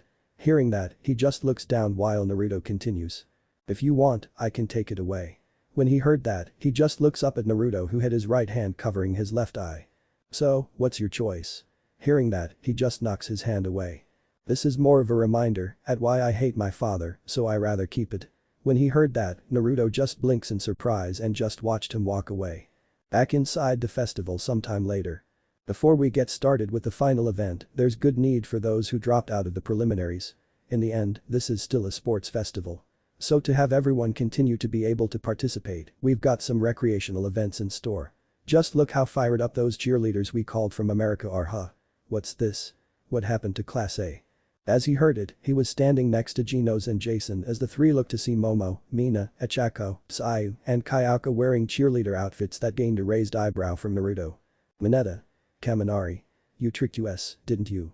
Momo accused the two idiots who gave a thumbs up to Naruto. You idiots do realize Kyouka has an overprotective father as I so heard, and as soon as he finds out about this you're dead. When the two heard that, they began to sweat a lot. Alright, everyone, compete your hearts out, recreation and after that, it's the final event. From 4 teams, 14 individuals have made it through. ITS, a tournament. We're pitting them against each other in one-on-one combat. Hearing that, they have all gathered around to listen to Silver who held a box. Now it is time to do the drawing. The 14 participants from the tournament can choose to abstain from this event. Hearing that, but funny thing was no one didn't decline, and with that the large TV showed who was facing who. Uzumaki vs. Shinsu. Pendu vs. Shiozaki. Genos vs. Iida. Tetsutetsu vs. Kirishima. Itsuki vs. Jason. Midoriya vs. Bondo. Todoroki vs. Monoma. Itachi, Naruto thought to himself before looking at the guy who was looking at him. Naruto, Jirou was cut off by Naruto raising his hand. Yeah, no spoilers. He told his classmate who was surprised by his words. In just 30 minutes that all but set the stage for the fighting to begin with Silver as judge. After so many events finally the 1vs1 battles, those which really we all wanted to see. The only person who can count on is yourself. However, even without being a hero, you face situations like these in your everyday life, really. Will ability, resistance, and justice, this is the moment to put all these in play and achieve a glorious victory. As they heard that, both Naruto and Hitachi walked out of their respective exits. First fight. His grades may be slacking, but his power is almost terrifying. From the Department of Heroes, Naruto Uzumaki. Against we're sorry but, he's only a normal student without anything special. From the Common Department, Hitachi Shinsu. The ruler are simple. If your opponent leaves the ring, can't move anymore or says I give up, then the victory is yours. Don't worry about overdoing yourself. A recovery girl is waiting prepared at the edge of the stadium. So, leave your morale to be his side and give it your all. Of course, to out the life of an opponent at risk for reason is not permitted, if you do that you will be disqualified immediately. Heroes should only attack without mercy when attacking villains. I give up, eh? Did you get that, Naruto Uzumaki? This event is a battle to test the strength of our determination. If I had a strong desire for the future, then fears don't matter. Hitachi said, confusing the redhead by his words. Without further ado, let the battle begin. Ready. Begin. You think we are weak yet you are the one who got beat up in that fight with the Sea King, you could have ended it fast, yet you didn't chose to and got many heroes hurt, proving that you find pain amusing, like a villain. When Naruto heard that, his eyes just narrow. What did you just say? He demands before eyes widen in realization. The victorious mine. Hitachi said to the frozen Naruto who just stood there. Listen, what's going on? This is the first fight, you guys can't be any more emotional. At the beginning, Uzumaki he completely stopped moving. Uzumaki isn't moving an inch. He's just standing there, gaping like a moron. Could it be Shinsu's quirk at play? Even though he hasn't made any impression at all up until now, could it be he's that crazy? Damn, it must be nice to be so blessed, Naruto Uzumaki. How about face and amble out of bounds? Just after saying that he noticed Naruto's body was shaking. I said walk out of bounds. He told him, but his eyes slowly widened to see his hands moving to his head, gripping his face. How? You shouldn't be able to resist my commands. Walk out of bounds. He shouted at Naruto, who was gritting his teeth with veins appearing in his forehead. "Know your quirk, you think I would be controlled?" As he said it, he showed the look of strain on his face. "Will you listen?" He was cut off by Naruto, showing anger on his face with sparks of lightning coming from his body. I am no one's fucking puppet."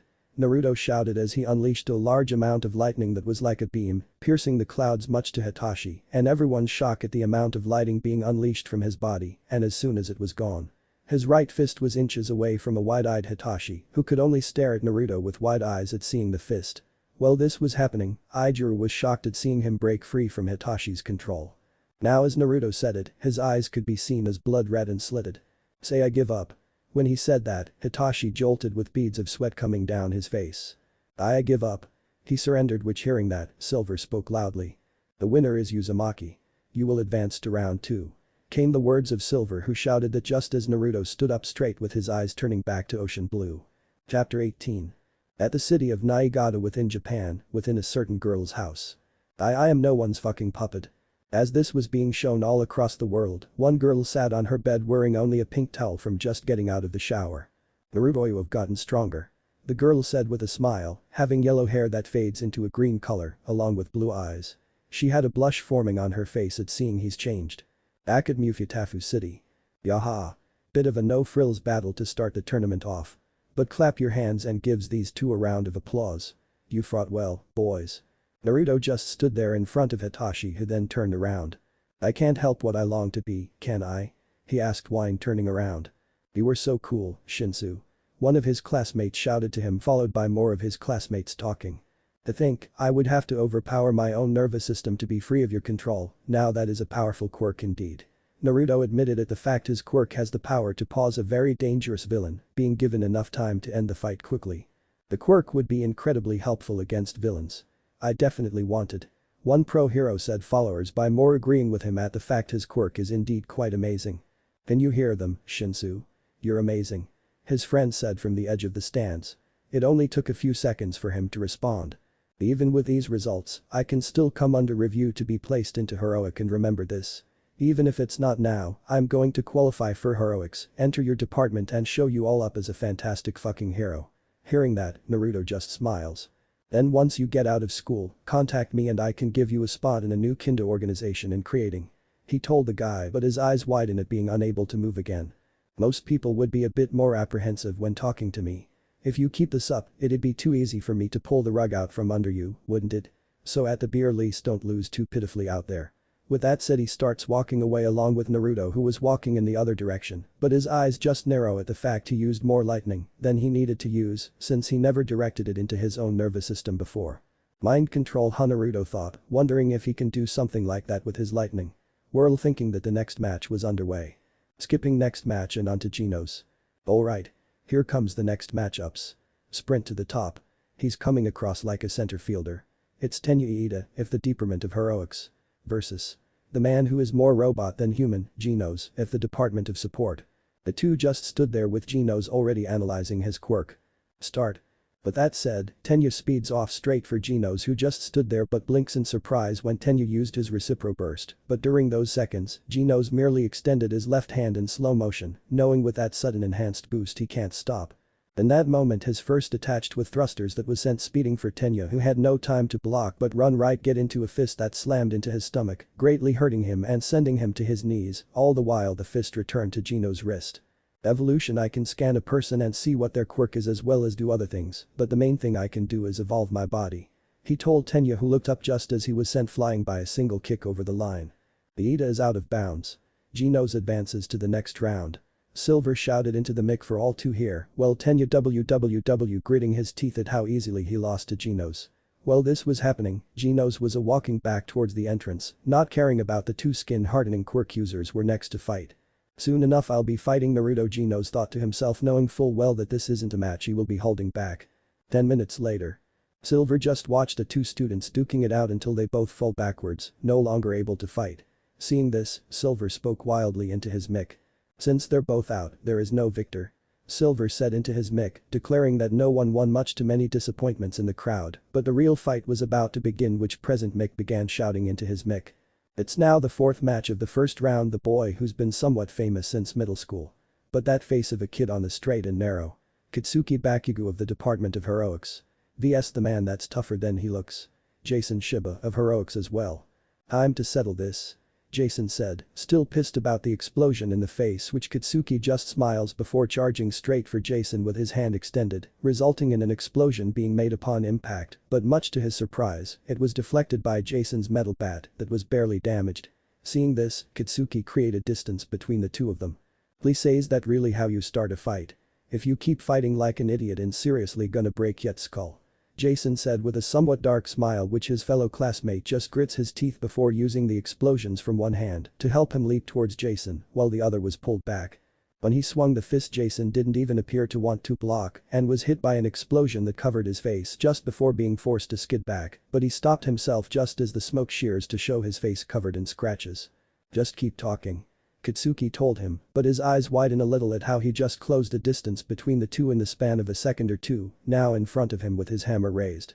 With one swing, Katsuki barely dodged it before countering with a right punch to Jason's face, drawing blood along with an explosion being made, but when he started falling backwards, he used his bat to touch the ground for him before pushing himself back, resulting in a fast crescent moon swing towards Katsuki, who headed flying right down to his feet, missing his face by pure inches and lucky touching the tip of his nose.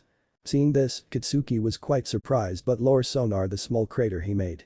What's going on? I'm sure I landed some good attacks on him and damaged his body, yet he's moving faster along with his attacks getting stronger. His train of thought was stopped when a single swing, but that bat, just one swing that made contact with his arm, sent him flying towards the edge of the grounds, but with hay explosions he fell at the edge. Katsuki's eyes were completely wide at the fact he could no longer use his left arm from the single hit he received, feeling bones broken in several areas, but instead of yelling in pain, he used his good arm to send himself flying above the next strike from Jason, so he could be above him, in order to slam his right leg into Jason's face, but this time the leg didn't even push him back, having taken on the blow head first with little to no damage. Not a moment later, Jason unleashed a devastating multiple hit combo that involved multiple powerful jabs that sent the kid rolling on the ground backwards from the strikes, all the while seeing Jason is now faster and much stronger. Not enough time to counter, the kid had to roll out of the way in order to dodge another devastating strike in the ground that traveled through the ground and up to the stands, much to the explosion Quirk user's clear shock. Not wasting enough time, he swung both arms outwards, even though his one arm was hurting, and directed his sweat at Jason, who uses the bat to block two explosions while the rest hit his body, yet he just charged straight for the wide-eyes Katsuki, who used his explosions to send him backwards to dodge another strike that sent Silver a couple of feet into the air. Rather than succumbing to hit injuries, he gains more and more physical abilities, Silver thought to himself at seeing Jason's quirk. My fightin' spirit will never disappear. No matter just how badly and beat, the moment I'm dead I'll stop fighting, but until then I will never stop. No, bring it in, kid, show me what you got, or else I will keep getting stronger. Hearing that, Katsuki's eyes just narrow before crouching down, but surprisingly Katsuki's body began steaming before bringing back his right fist before he swung it outwards, resulting in a wave-like explosion heading straight for Jason, whose eyes widened immediately and with a single swing cut the explosion in two, but that was when he noticed Katsuki was not in front of him. Yo.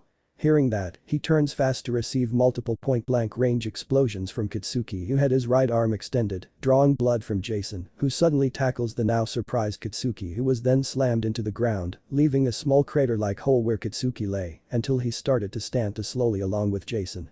He laughed at the pissed-off Katsuki, who was currently in a lot of pain, yet he just stood his ground before charging straight towards Jason, all the while each step he took caused a small explosion, confusing Jason once again at what his quirk can do, before multiple explosions appeared all over his body, before getting punched right in the cheek, completely confused at what Katsuki can do. When he swung down his bat, something that surprised Jason happened. His bat met an explosion that ended up sending the top part flying and leaving him with only the handle. Using the surprise to his advantage, Katsuki punched Jason square in the face along with several explosions, but what came next was the first time Katsuki had felt fear, because as he was using his explosions, Jason grabbed Katsuki by his throat before lifting him in the air while his right fist was being drawn back. Jason's face was complete darkness inline his eyes that appeared to be two bright circles.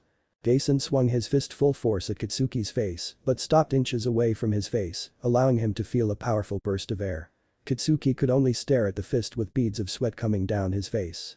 I've gotta say, as the words left Jason's mouth, he had already dropped Katsuki while falling backwards until he hits the ground. Pretty damn strong. He said with a clear smile on his face, having had his fill from fighting for a while. Shiba is unable to mine. Bakugo advances to the next round. Silver said into his mic, while this was happening Naruto watched from the entrance. He's improving, Naruto thought to himself with a smile at seeing Katsuki falling down on his back from exhaustion. So, when did you get here? Naruto asked whine, turning around to find Fayumi standing behind him. Not long, she told him, which he just turns around and starts approaching her until he was side by side with her. Relax, this is the day your little brother will have some sense knocked back into him. After saying that, he just continues walking past her. Or is it because you were worried we for little all me? When he said that, Fayumi began blushing before turning around yelling that's not it. She was stopped by seeing he was gone. Chapter 19. Izuku, Naruto thought to himself while watching Izuku being trapped by Kajiru cement. Amazing. When Naruto heard that, he turns fast to be met with a girl. She has quite a fit physique with a fairly rounded chest. About Izuku's height but a little taller. Somewhat messy and curvy pink shoulder-length hair, somewhat resembling dreadlocks or bananas, and yellow eyes. She also has a crosshair-like design on her eyes along with having goggles over her head. Not only was she wearing her dim outfit, but unlike others her sleeves were rolled up along with added gizmos and fingerless gloves. "Hello, I'm Mei Hatsune from the Department of Support," she said with a clear smile on her face, yet Naruto just stares at her since there is no reason why she should be talking to him. Aki, after saying that, she proceeds to speak to Naruto while she bows to him. "I was wondering if you could show me your armor after the tournament." When Naruto heard that, he was clearly surprised from hearing her say that to him. Wouldn't Genos be better since he helped mostly on making it? Hearing that, she just shakes her head in disagreement. "Already asked him but he declined and told me you were the one who mainly created it, he just collected the materials." Hearing that, Naruto just sweat dropped but did think about his armor could use some fixing to adjust its ability. Ando is out. The winner who will be advancing to round 2 will be Midoriya. Hearing that, Naruto turned his head fast to see he had just missed the fight. Damn it. Naruto swore before turning towards Mei, who had her hands raised while sweating at the fact he had just missed the fight because of her. "Maybe I'll ask later." She couldn't finish due to Naruto karate chopping her right on the head, resulting in the girl yelling "oh," but stops at seeing he was still glaring down at her, causing her to sweat more, but that was when he recognized her. "Wait a second, aren't you the girl on the news, you know, the lawsuit involving an exoskeleton having paralyzed some student?" Hearing that, she just stood up while scratching the back of her head. "Like I told the parents, he signed a waiver so I'm not held legally responsible if there's still a few bugs or that I misprogrammed the range of motion." Hearing that, Naruto just sweat drops at the fact she somehow tricked the student into signing it or something. No, you really have to make safer precautions on your creations." Hearing that, she only smiles even though she was sweating at the fact he's not letting go, the fact she straight up put a student in the hospital. Suddenly they heard present Mick shouting loudly into the mic. "Now onto the next fight." He's turned in an excellent performance to make it this far, and yet, what's with the look on his face, does he already know he can win? Nido Monoma of the Heroics Department. Versus. You who stand at the top of the top. He who is way too damn strong. From the self-same Department of Heroics, Shadow Todoroki. Start. Hearing that, Nido only smiled and was about to approach him when in an instant that even shocked Silver Samurai as well as Naruto, Shadow unleashed a massive geyser of ice that appeared almost as big as the entire stadium.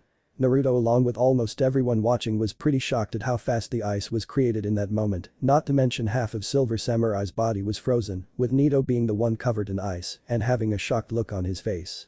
Silver merely looked at his body then at Nido before speaking. "Shadow is the winner since Nido can no longer move, but if you try that again you will be disqualified." Silver told Shadow, who was staring at him until he noticed something that shocked everyone since his abilities were even more of a secret than All Might's. What they saw was the eye of glowing light blue as it began turning into a sort of mystical energy that entered through the mouth of Silver Samurai's helmet, and as soon as he finished devouring it, the flames that were continuing to come out of his mouth turned dark blue. "Do I make myself clear, boy?" Silver said the last part with great annoyance, which Shadow only swallows from seeing this. "Yes sir." Shadow said to the man who easily devoured all the ice after it turned into energy. Seeing this, Genos thought of something and immediately began scanning Silver until his eyes widened all the way at what he was seeing. So that's it, it's how he stopped the meteor. No wonder why he is by far the most dangerous of them all, yet what is that unknown energy and seeing? Genos thought with a look of disbelief on his face, but then the look on his face turned to fear at seeing Silver was staring directly at him. What is he? Genos thought in fear of the man's capabilities if he ever were to get serious. The man merely looks away at his phone seeing he got a message from a man called Urimitsuchi Mikado, which he just checks the message. Chapter end. What if Naruto x Jirou Kyouka and My Hero Academia end here, and thanks for watching my video till the end.